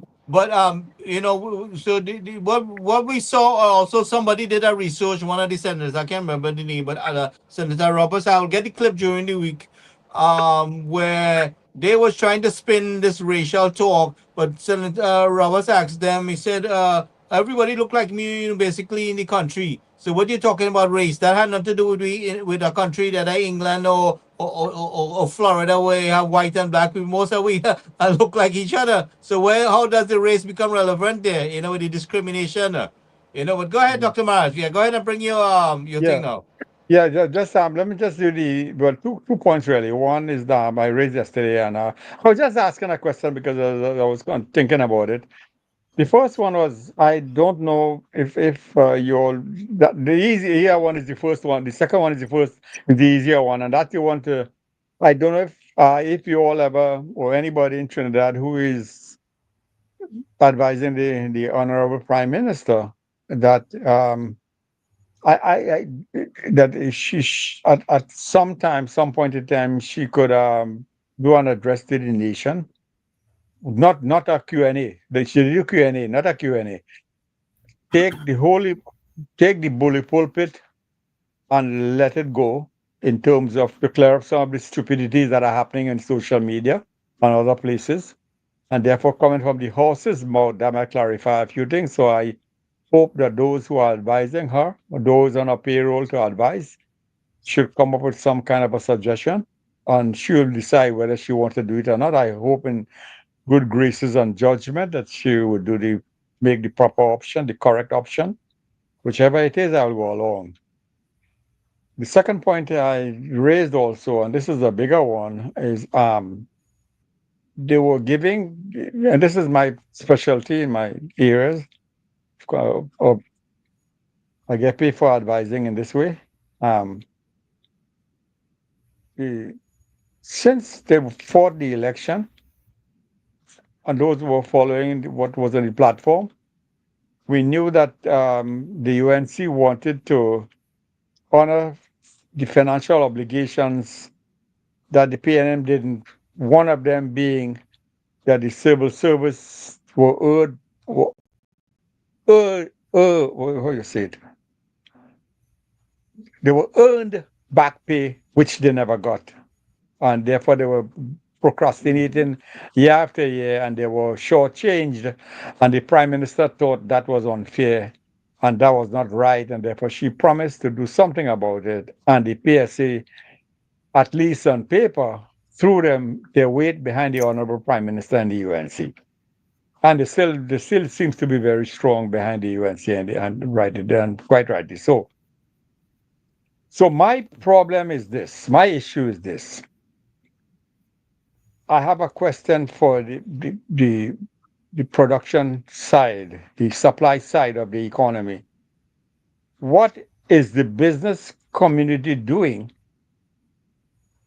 to trap those funds that will be out there, and the Prime Minister said before Christmas? In other words, are they keep building up their inventories of goods? They could hardly inventory services, but goods, so that when the rush comes, they are prepared to sell to these civil servants and their families. And who else getting money from now before Christmas? In other words, it's like you're giving a big bonus to society, and a lot of it will be spent for all because they have pent up demands that for so many years they didn't get a raise. So it's time to really they're getting a cola, they're getting lots of money. Are our business community being prepared to handle the huge demand that are going to come upon them over the next few weeks? They should have been doing preparations since April of this year, preparing for this time to come, when there'll be a huge demand, because there'll be lots of money flowing in society. And if there are no goods and services to match that flow of demand, all that will happen is price will rise. And that is wrong. So the business community should have been preparing themselves, having the machines work overtime, having the inventories. So when the demand comes, they don't have to jack up the prices, and then everybody will complain in the end about how things get so dear. And why is they getting there? Because the supply side didn't match the demand side, and therefore you have to eventually end up spending more money to get the same goods and services that you could get today. And that is why you're going to have a serious inflation.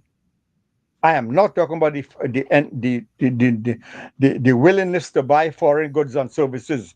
I'm talking about generating the demand locally. Local businesses must respond.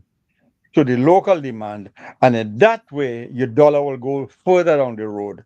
And maybe the next time around, I would need less increase in my salaries because my salary is going further. The raise that I got went further than it ought to be.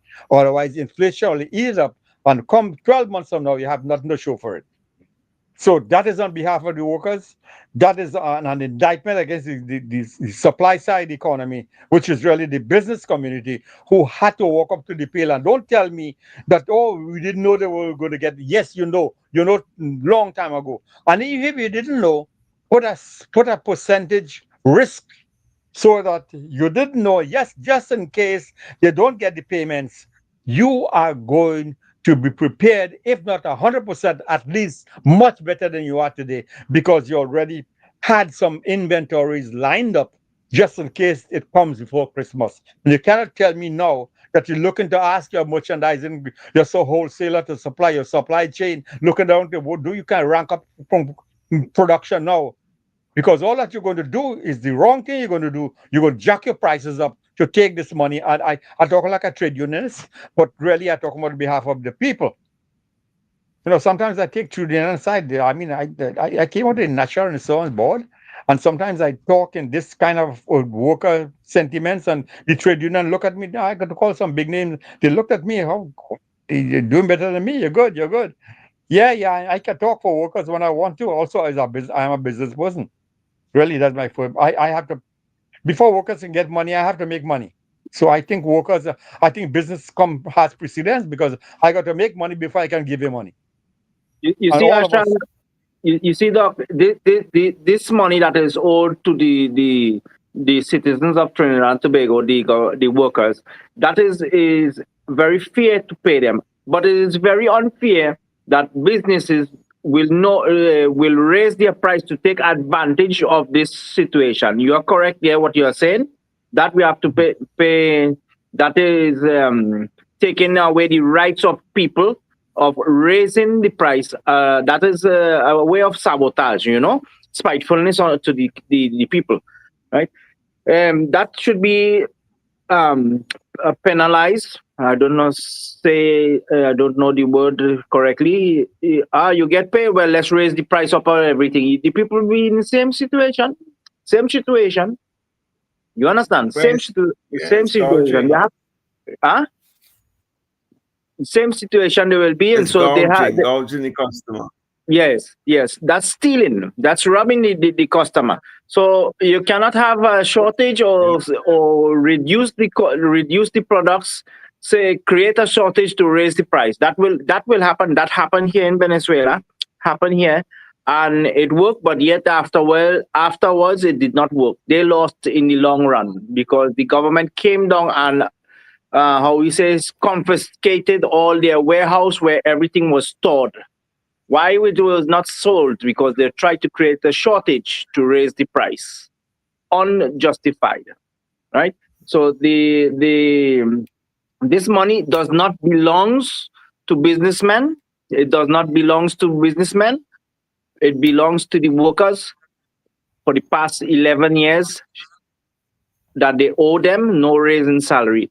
Mostly nurses, doctors, teachers, man, name it. They deserve it. They deserve their rights. Their raise. Yes. I agree. But I think in this scenario, they're getting a 20% upfront. So it's not all the monies at one time. So the money payments are being staggered. And that may, I think, stems from two facts. The government doesn't have all the money in one shot to do. And secondly, I think it's a better deal to stagger this thing so that, right now there's a lot of pent-up demand, as Doc is saying, and that's quite true. But you notice they're giving this thing for Christmas, that 20% for Christmas. That's a lot of consumer spending. I mean, everybody will go to buy the new fridge and this and that, and for the season. You see, that's the point. The other day I said some months ago, I said, if you need a turnaround time for tomato, that's 3 months.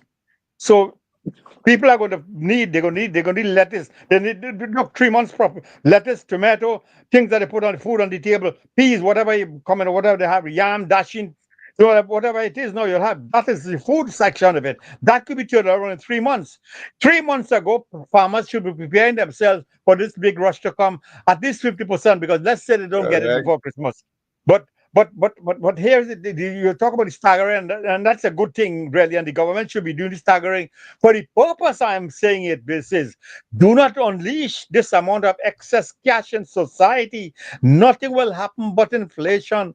So it's a nice. The both of them should say this is happening. Not the trading.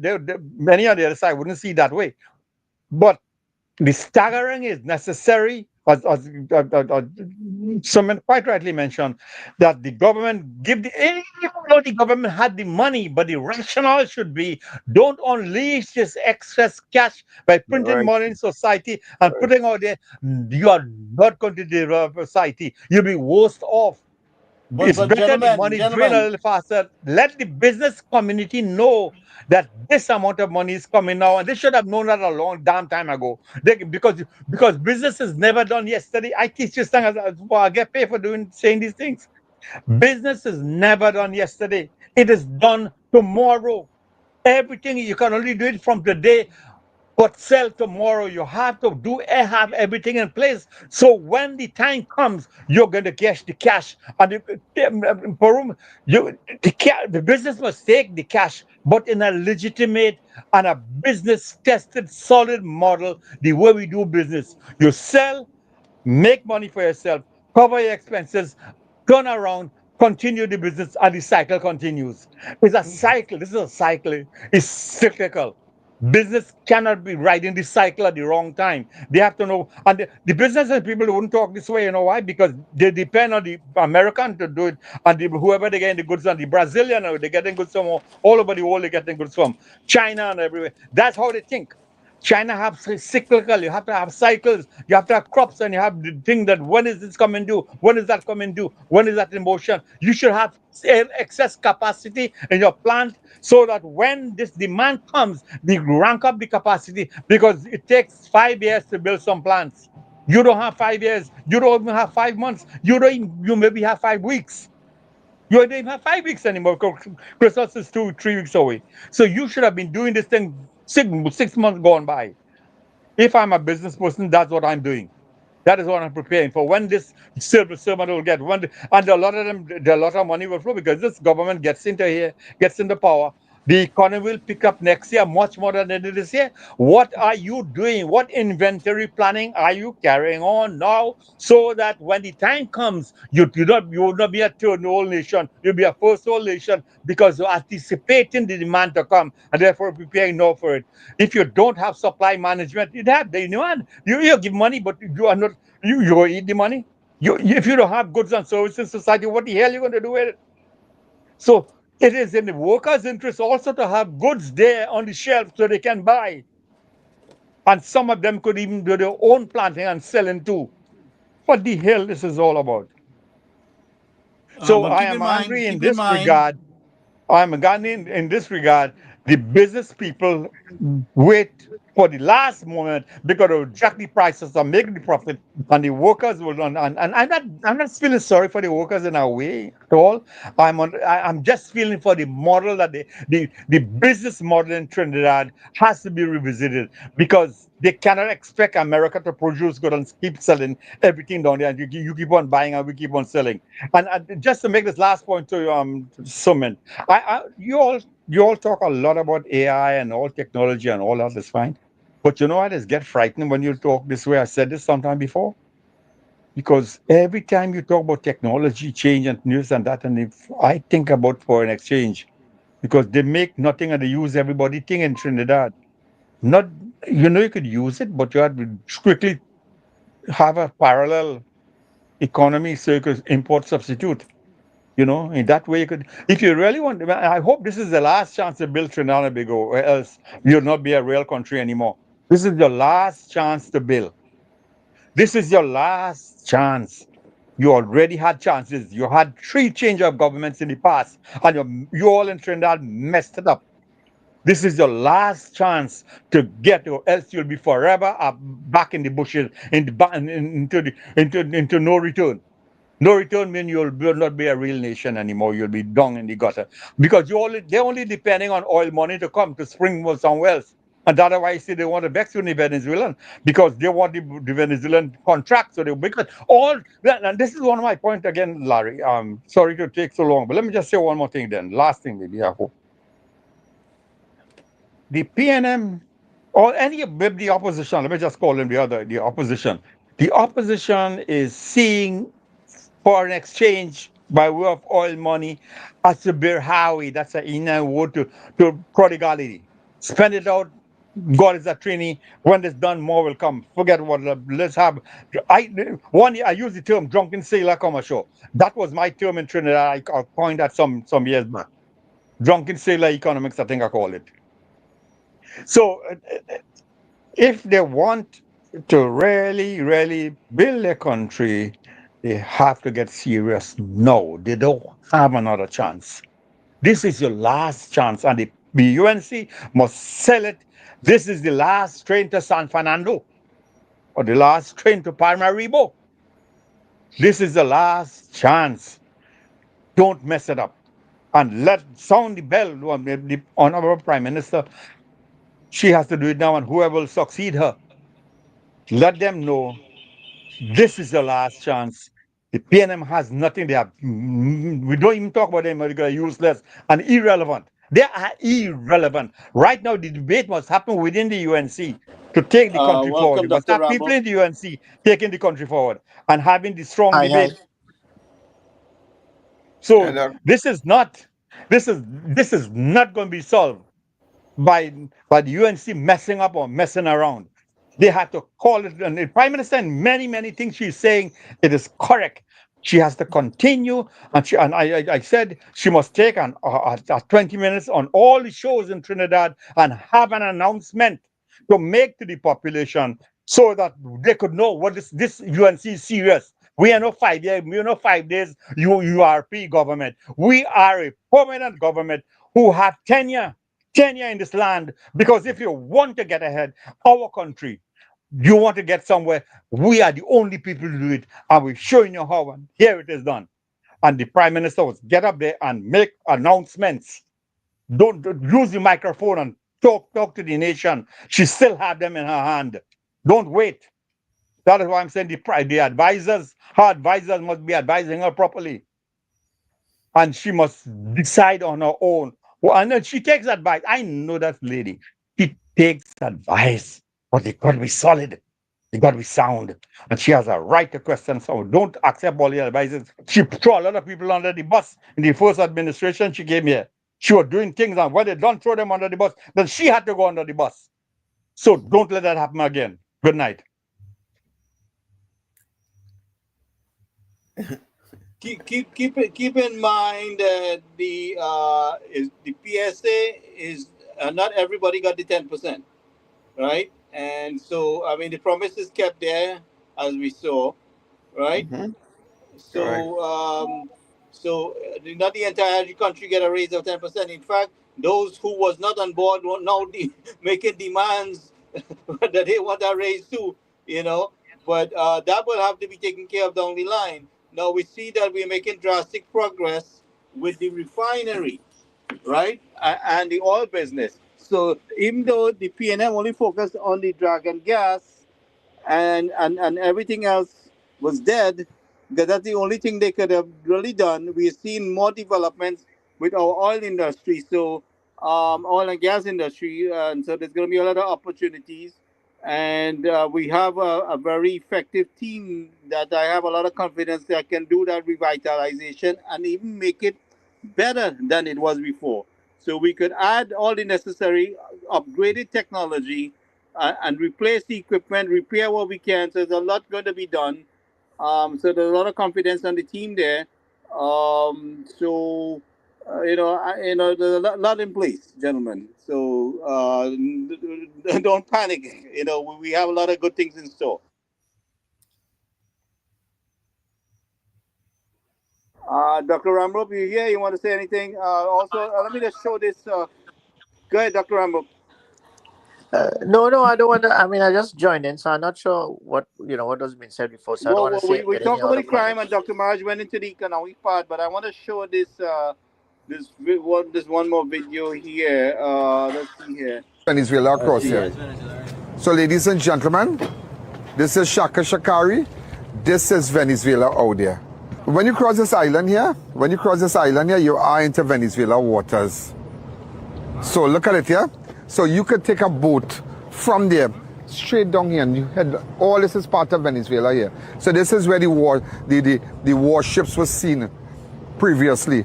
This is the area that they were seen. And now maybe they have gone. They have gone out a little further out, because you can see. Imagine you can see the trees. If had it not been for the time of the day, you would have seen it clear. Look at it. You can see the trees and whatnot. This is Venezuela. You know, people who have committed crimes and killed people and murder their relatives. This is Patos Island across there. So now you understand what's going on. So you see, so we have to deal with the traffickers and them. So as much as this has nothing to do with politics, you know. This has nothing to do with politics, but we have to deal with the traffickers. We have to deal with them. So I'm just showing, look how easy I can just come here.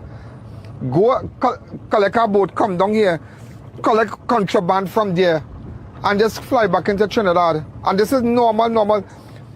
In about 5 minutes, 5 or 10 minutes from right here, and I can pack it right here. Right across there, packing it, normal. And basing it right there, and going back again. And look at this, right here. In about 10 minutes, 10, 12 minutes, you could be across there. So I'm just showing you.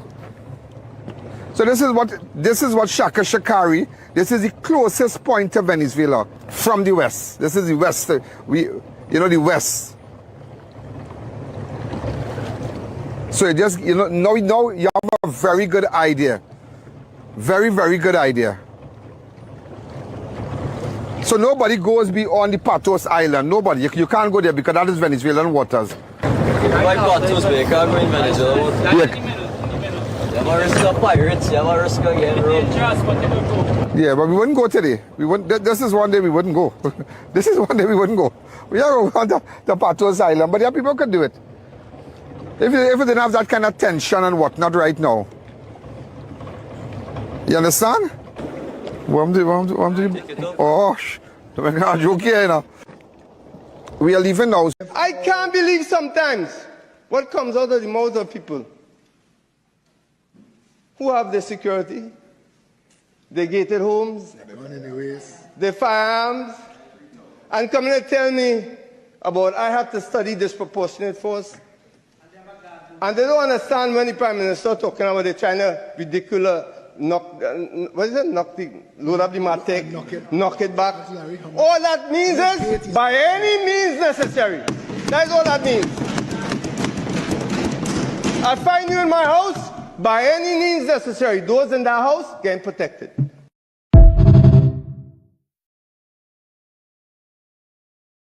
I agree 100% with him. 100%. By all means. I agree with the Honorable Keith Scotland, who says they're discriminating against his constituents. I never hear a pack of bullshit like that in my life. They're discriminating. What he's saying, that he's protecting all his criminals in his constituency. Come on, man, for a big educated person like him who's a defense attorney as well. Well, I guess he was told he was wearing his criminal attorney hat in the parliament. You understand? And he was defending his criminal clients.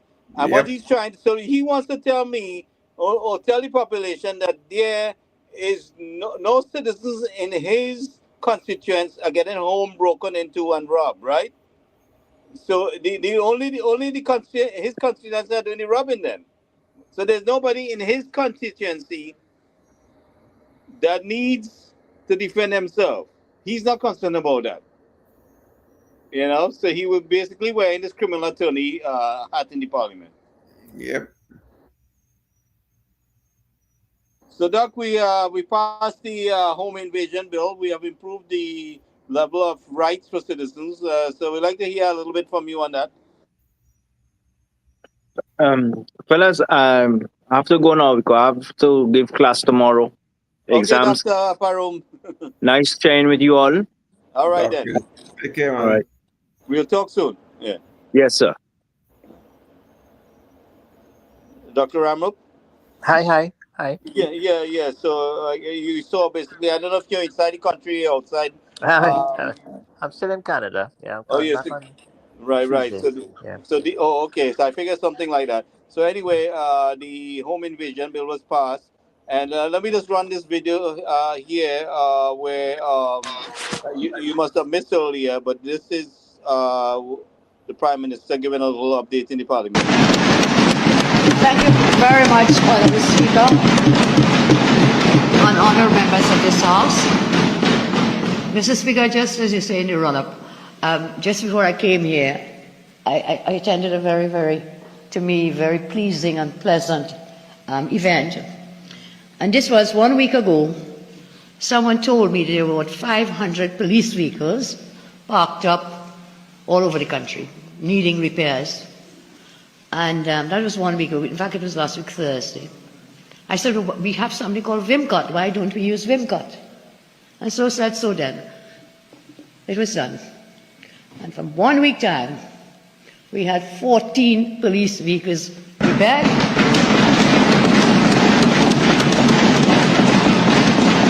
And the plan is, by the end of the year, to have 50 vehicles fully on the road.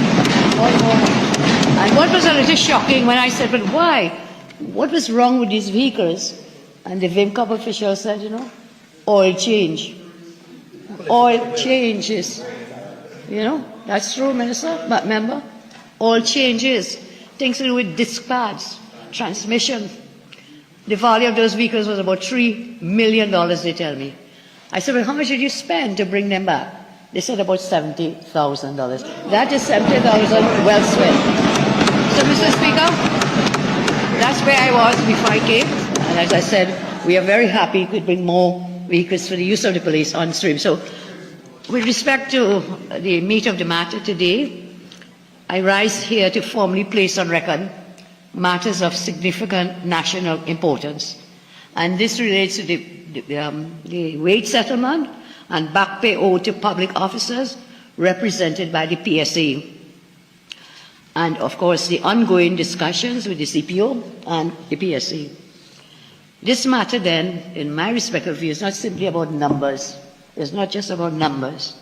It goes to the heart of trust in governance and the dignity of more than 16,000 public officers, I'm told, and their families, who have continued to serve with professionalism despite more than a decade without salary adjustments.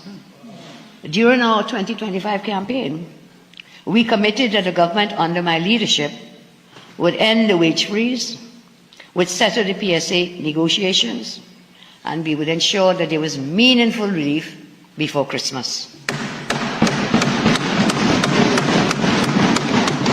So, Mr. Speaker, barely about 7 months later, after coming into office, we have met that commitment. And I would like the answer to reflect, Mr. Speaker. Promises made, promises kept. And by Christmas, meaningful relief will come and promises will be delivered. Now let's look at the role of the CPO and government's responsibility when it comes to dealing with wage settlements. Under our industrial relations framework, wage negotiations are conducted between the CPO and a recognized majority union. The CPO, Mr. Speaker, is an independent office, and my government respects that independence. At the same time, the government has a duty to set policy direction and to accept responsibility for decisions which affect public finances and households. Our approach has been straightforward. Respect the process, ensure fairness, ensure affordability, and honor commitments to workers. So the position is clear, Mr. Speaker. The 10% settlement will be honored. The 10% settlement will be honored. A cash advance will be paid before Christmas. And the remaining arrears will be finalized through lawful negotiations by the parties, the Public Service Association and the CPA.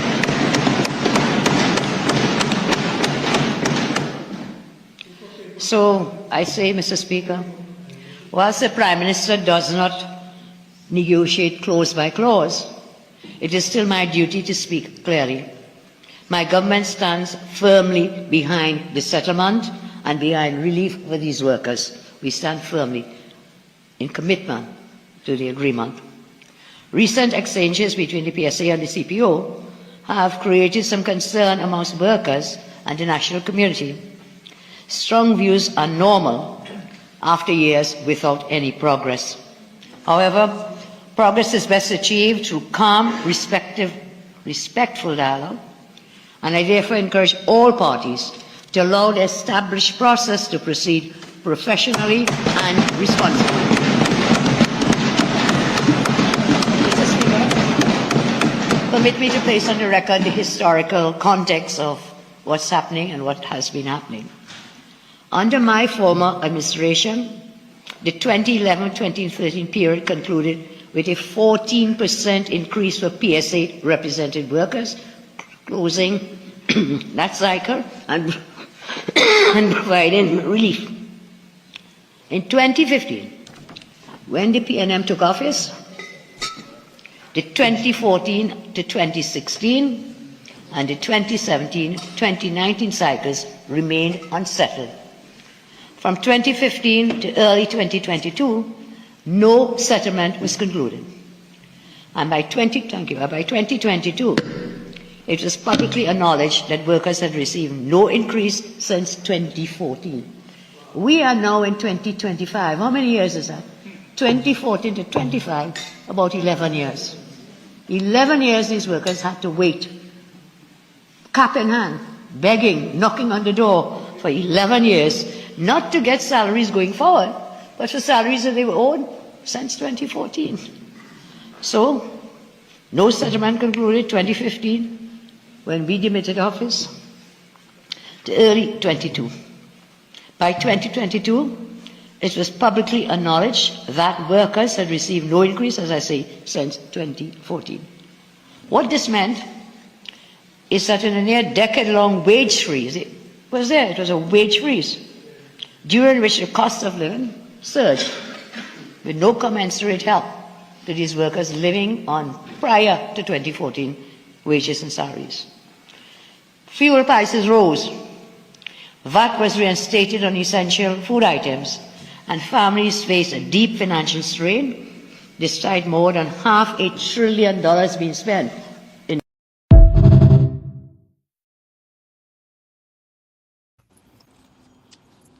So, Dr. Ramup, you see the amount of police cars was fixed in just in 5 days, basically. And 500 police cars that could be repaired. So, I mean, very interesting. Let's hear from you. Well, I mean, it's to me it's a surprise because one wonders, you know, who I mean, the police service is basically an independent organization that runs the police service with links to the Ministry of National Security, right? And I mean, one wonders what really was happening over the past years, because I mean, the fleet management is I mean, when you look at the police service, one of the biggest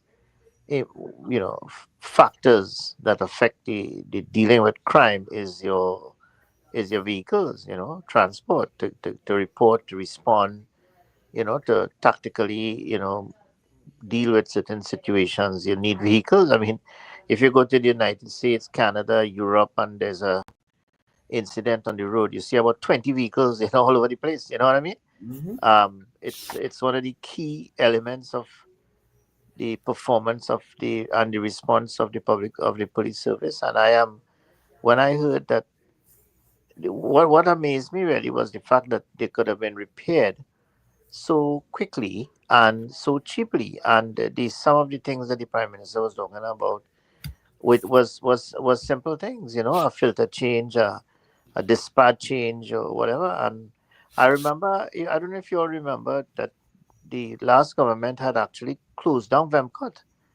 I think they did, didn't they? Yeah. Anybody knows that?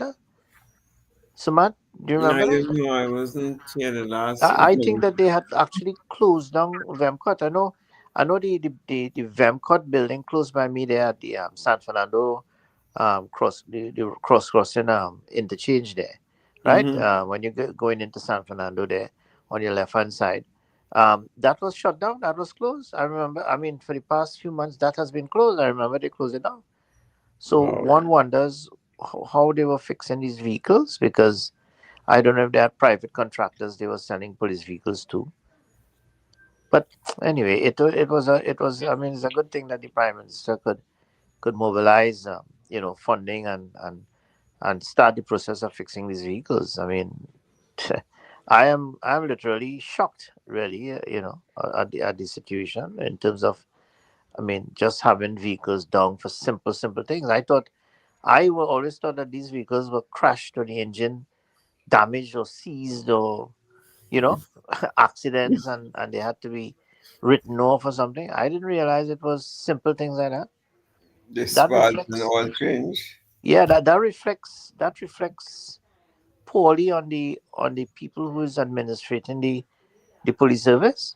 I mean, I'm talking about the commissioner, what is the actual, who is actually managing it? I mean, the commissioner of police is it deals with the crime, but I mean, the police service is like a business, the entire, coming back to what Samant, we always keep saying, apply and implement a business process in these public service ministries, or everything should be treated like a business, almost incorporated. And once you have a business, you have certain checks and balances, you have certain things like statutory documents every month presented to a board of directors. The police service don't really have a board, but they have a team of of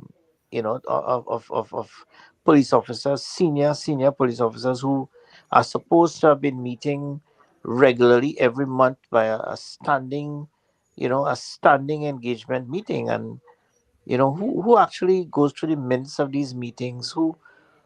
Are there meetings? I mean, are there 12 meetings per year of the divisional heads? Who is the commissioner of police managing it like a business? Does he sit down with the various arms of the police service and get a report from them? Are the reports submitted verbally, or are they within a certain framework? Is it a dashboard that they have, which is cascading downwards, so that they can flag certain do we have a balance sheet? Do we have an asset evaluation exercise over a period of time? Do we have quality assurance inbuilt in the public? You understand what I'm saying, Sumant? I mean, guys, None of these things. Yeah, what exactly is happening? Is people going to work in the morning, signing a register, and then dealing with incidents as they happen, and out in the fires, and then going back home? I mean, is it that? It's passing for policing. Yeah, that is what is passing for policing. Yeah, is it that what's happening in the health sector? I mean, is it that a man? I mean, you could go to work, and then how many $1 million of drugs are bought and not used? I mean, that is a crime. I think they should go back and all those persons who are involved in terms of stock taking and inventory management and economic order quantities and all this sort of. I think all of them should be fired and charged. I think they should be charged and go to jail for that.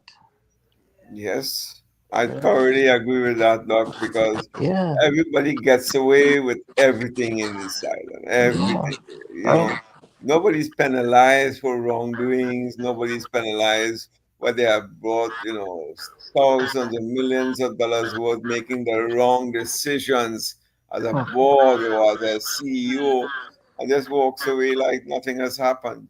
It's Yeah. total. And I really, really, really hope that.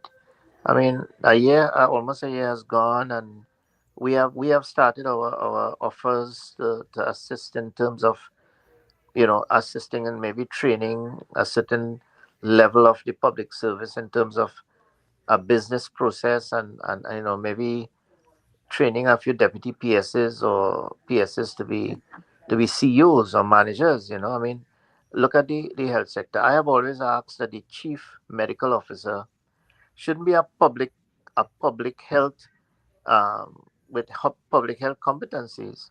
I think he should be like in the US a surgeon general or somebody who is capable of managing the health sector. I mean, if you look at what is happening, you have a minister, an advisor, right, and then you have the chief medical officer and the chief nursing officer. After that is the permanent secretaries and all the deputy PSs, right? Their work almost is every day 100,000 files that they have to go through and sign and pass on, and they dotting all the T's and crossing the T's and dotting the I's, and they're going through this and they're telling you, well, you're short of 5 cents and 15 cents and all of those. That, I mean, that's what happened when I was in national security. It's like, I mean, they're so precise, and one wonders what happened after the last 10 years. I mean, I am literally shocked at the fact that the Prime Minister is saying that she could have had repairs to how much, 14 vehicles over just a couple of weeks. I mean, I really don't know what to say. I am lost. I'm at loss for words, to be honest with you. This is why people can't get. I mean, somebody's robbed at home and the police can't respond. They don't have vehicles. 500 vehicles not working. My God, boy, Gary, I don't even know what to say, to be honest with you. Yeah, I don't but believe this. we were given 200 motorbikes that we can't get a count for it up to now. My God. But Amazing. Doc, like as far as I'm concerned, fire the whole team. I think so. I think we should really. I definitely think so. Commissioner Guevara just came in there, but Junior Benjamin and was that Susan Martin and the rest there has to give us some straight answers.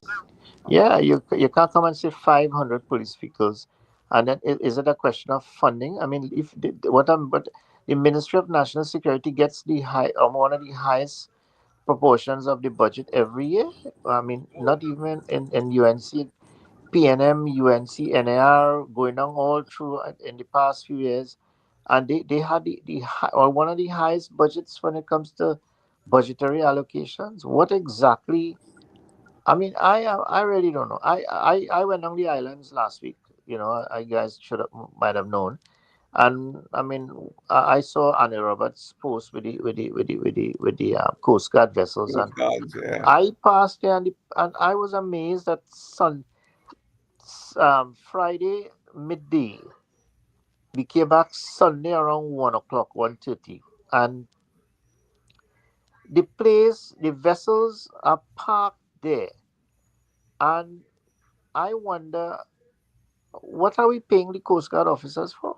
So you telling me the vessels are still parked up there? They're parked up there, and I am wondering, why are we paying Coast Guard officers? What are they doing if the vessels are parked up? They don't work on the land, right? They work on the sea, and what exactly are they doing? What do they do during the day? What do they do? They go to meetings, they do drills, they train, they cook, they catch fish. What exactly they do? And they collect money 8 to 4, and they take overtime, and they work on weekends, and they're not going out into the sea.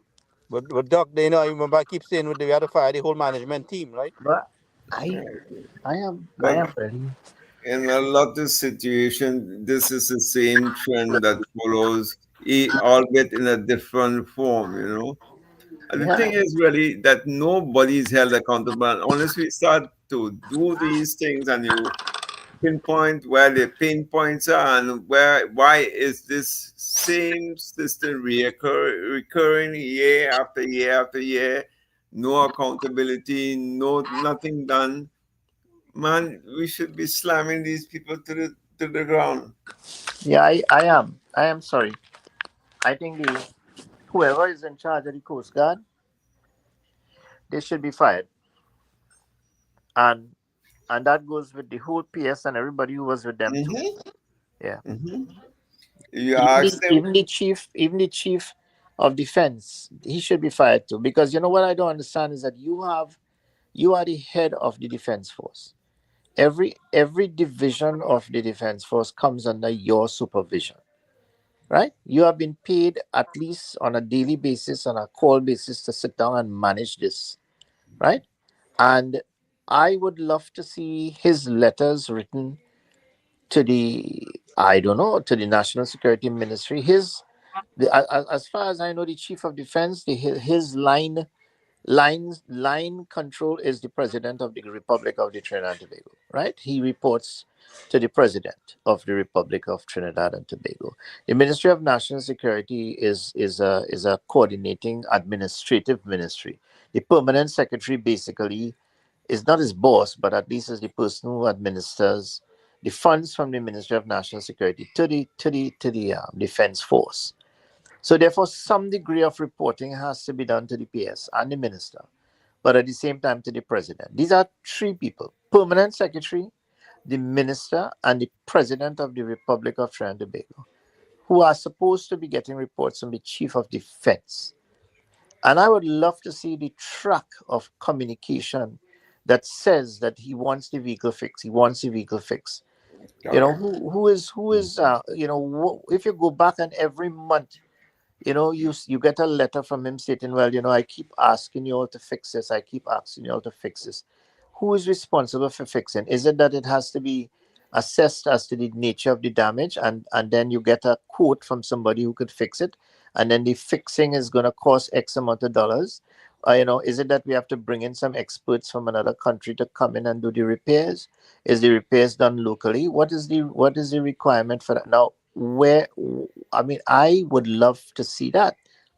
I would love to do a forensic audit, or get a forensic examiner to go in there and audit to see exactly. And if I find that there has been complacency, and I think I should ask all the salary of all the people who were getting salary over the period of time when those vehicles were down and they could have been fixed, to be returned to the government and the people of Trinidad and Tobago, because I do understand how you could be getting a salary from 8 to 4 and you're calling yourself Coast Guard and you don't have anything to do.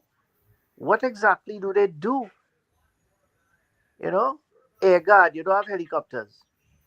You are paying 1,000 people to be in the military, and they have no role. I don't understand. Is it that you're expecting a war, and are they just sitting down there training for a war? I think we have to really look at what is happening with our defense force and our police, and exactly what's happening with this, because this to me has to be totally revised. Billions of dollars have been spent in the years gone, and we have not fought wars. Well, we don't have search and rescue operations in a large scale. We have no big industries where the militaries is put to patrol or guard facilities. We haven't had terrorist attacks. We had a But coup in all the 1990. training from the Southern Command, everything that's come, all the Galavan, all the picture they dispose of, the U.S. come in and train them. They couldn't even secure we border with 150 miles. Yeah, you see Okay. the U.S. military, right, occupies themselves by doing training. They have a ship that runs to different parts of the world. They actually go on exercises with other militaries. They run programs. They have schools. They have education. They have, building. They help assist with building bridges and whatever. They actually do work. They come out and they somehow from 8 to 4 they do something. What I don't understand is how you can have a Coast Guard that has vessels out there. What are you doing with the men who are supposed to be on those boats? You know what I mean? What do they do? How are you assigning duties to them? What are they working for? How are they collecting the money when the man come? What do they do? What is their 40-hour? What is their 40-hour duty? What does that entail? Somebody has to sit down really and go through this, to me. I really don't understand it. Yeah. So coming back to Gary, I didn't join the conversation too early because I just came back in from my brother who lives way down in Caledon in Toronto here. Drove on the road there, and it's really cold, so I can't stay with you guys too long. But I have an event to attend to tomorrow. I'm giving a talk tomorrow on disaster management and flooding and all that sort of thing in Toronto. So I have to prepare for that. But thank you for jumping in, Doc. Yeah. So I'm still doing some work. I spoke to Kevin on the WhatsApp a couple of days ago, and he said, well, he asked me what I'm doing. I said, well, I'm still waiting. And then I saw he presented the document to the Honorable Prime Minister for the... Oh, you're talking about Kevin Ramner, right? You talking about? Yeah. You see, I brought him in the group, right? I saw that. Yeah. So he asked me what I was doing. I said, well, I'm doing finishing some work up in Toronto here. And then the next day I saw him presenting the plan for the Bloody Refinery. So he has... I'm glad that you joined him, and let's hope he can join us and give us some ideas, hopefully, about what they plan for that facility. Well, I'd like to bring him on, and hopefully, that you could be there at the same time so we could discuss it. But Kevin is fully knowledgeable of how to go about this thing, and I have a lot of confidence in him on moving forward, how we proceed with this thing. Yeah, that's. I had when I was there, I used to do some work with them in terms of training and whatever for emergencies and crisis management and crisis communications. So I did a lot of training for Petrotrin and TCL. During the last 10 years, sometimes nothing was done, but before. I used to do a lot of training with them, but of course, in the last 10 years, I didn't get to do any training because of the PNM, So I'm not sure what happened in terms of crisis communication, but I would love to get involved in the Petrotrin, upgrade and revitalization, because I think that it's a very key element in our financial platform pillar, of Trinidad and Tobago. Although diversification is going to be a very important thing, I think the world would still have a need for petroleum and petroleum products. Well, this wrongs, Doc, this is where we capitalize on our refinery business and diversify the economy, because the PNM wasted. We can't study what the PNM wasted at this point. We have to move forward and use those resources. The way I see it in diversifying our economy, there's where we build from, and all the things from that we mentioned before, the technology and all the opportunities to create in Trinidad, where people even come and study in Trinidad, because the US is rejecting a lot of people, so they go. That's something we can capitalize on.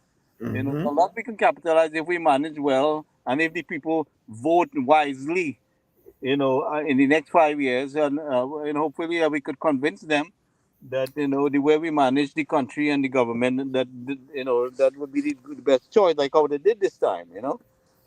So let's hope for that. I don't want to hold you too long, but we will talk tomorrow.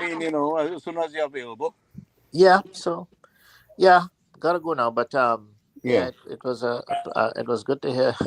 Dr. Maraj was very passionate about the. When I came on, I heard him. I don't know if he's still there. I see him there, but I hope he's all right. Doc, you fall asleep? Are you still here with us? I hope he relaxes a bit. I find he was very, very passionate, and I could understand. And the thing about it is that I hope that we have a very good Christmas, and everybody. I mean, the Prime Minister has provided. She has actually been able to find the money somehow to get well, at least pay some cash before the Christmas. I hope good sense prevail with the other organizations, that they don't try to push it and say, well, okay, no, because you give the public service we need, and try We to put already us in seen that. a We pit, already seen those demands. I saw So, that. Maybe even Piggybacking we on saw that. the 10%, yes. yeah, you And know, the police calling for their money, but you know, everybody is yeah. going to come and talk. You know, so what it is really is we when we sit down and we look at, I mean, Sumant would know. I mean, Doc from Venezuela would know. I guess Dr. Maraj would know. Even economics.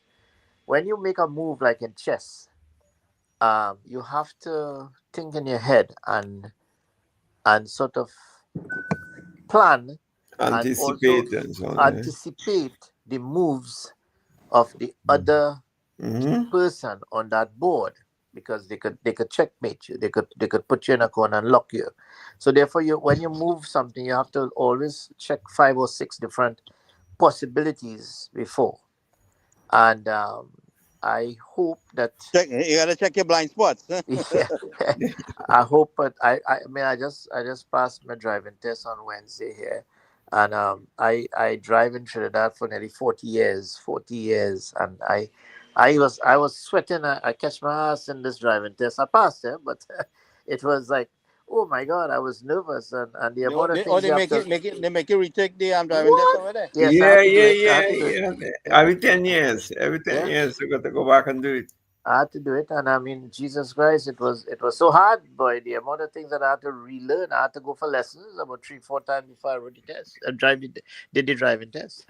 So it's what the thing is that I think that okay. So I think now coming up after the May, when they finish the year, they should really sit down now, and all these things that they are going to be doing, they have to, like chess, they have to start developing an algorithm, maybe use AI as well, and try to forecast what are some of the moves that other people will make, so that you can begin to mitigate them early.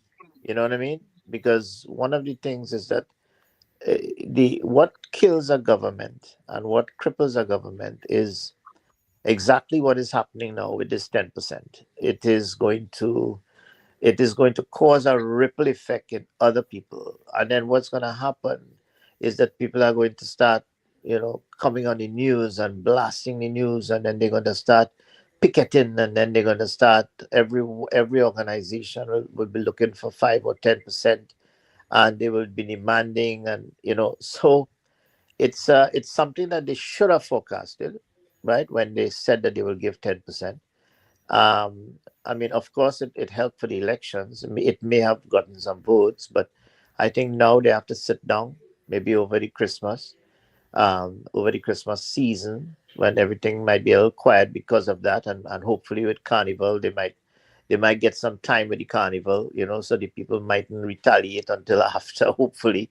But they should sit down and plan the way forward, carefully, as to how they're going to mitigate this onslaught from the other unions, right, and the other people who will now demand that they're gonna need money, just like the public servants. You understand?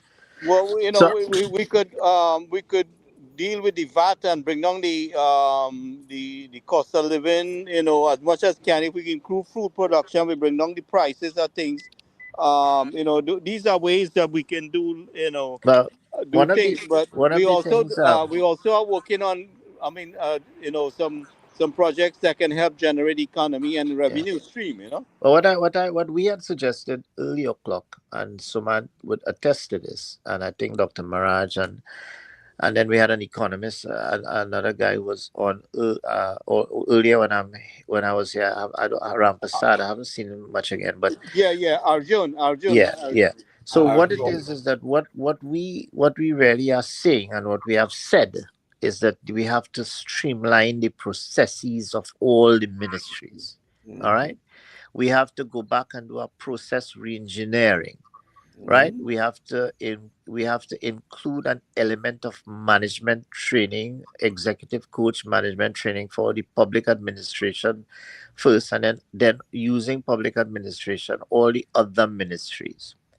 We have to deal with the ministers and the parliamentary secretaries and start doing some sort of training, right?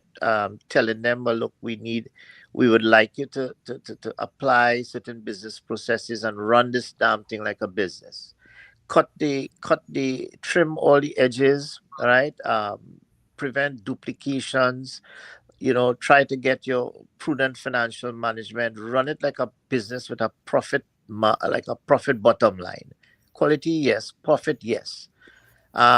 If we do this, we may be able to not waste. I mean, the thing is that look how much $1 million of drugs sat down in a store, central stores or whatever, and were not disbursed to the people. 500 vehicles for the police now have not been working. This costs, whether you like it or not, there's a cost involved in that, and that is what we are paying for. And all of us are paying for that, right? The fact is that we are paying for that one way or the other. It's our money. It's who brings money to the government.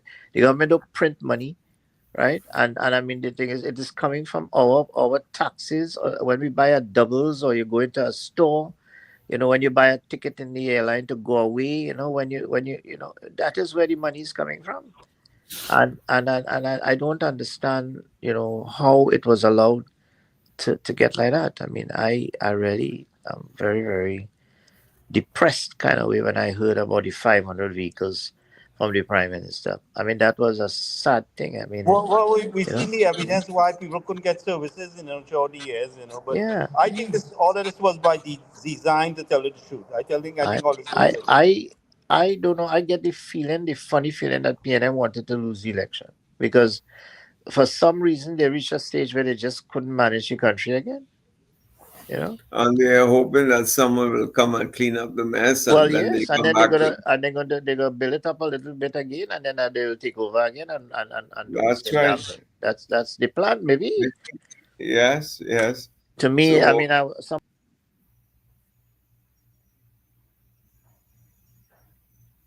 think we lost them there, Gary.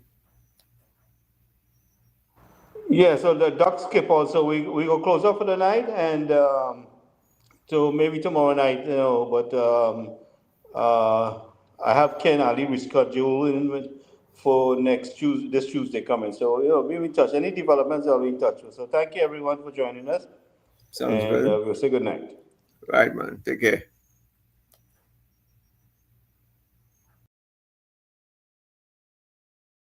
International reports that 5,000 Russian missiles have landed in Venezuela. People are just increasingly worried about an impending war. Any kind of reassurance to the public who may feel that may come? Ma'am, I think there's some person who are just fear-mongering. Hysteria, fear-mongering. I assure you to be calm. If and when we know more, we will let you know. We'll keep you informed of what is happening. I have no information of a war. I have no information of missiles landing in Venezuela. Again, we are speculating and driving. There's some just determined with fear-mongering and hysteria. Please be calm. My name is Kamla. Be calm.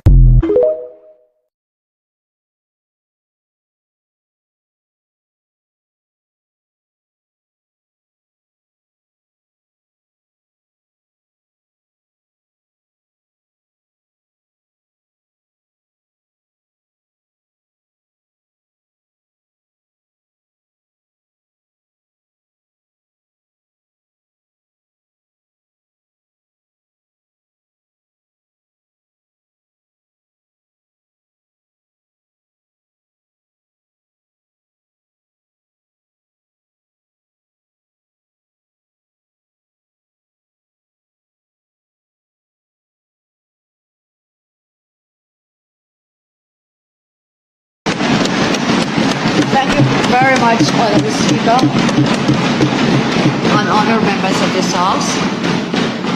Mr. Speaker, just as you say in the run-up, just before I came here, I attended a very, to me, very pleasing and pleasant event. And this was 1 week ago. Someone told me there were about 500 police vehicles parked up all over the country.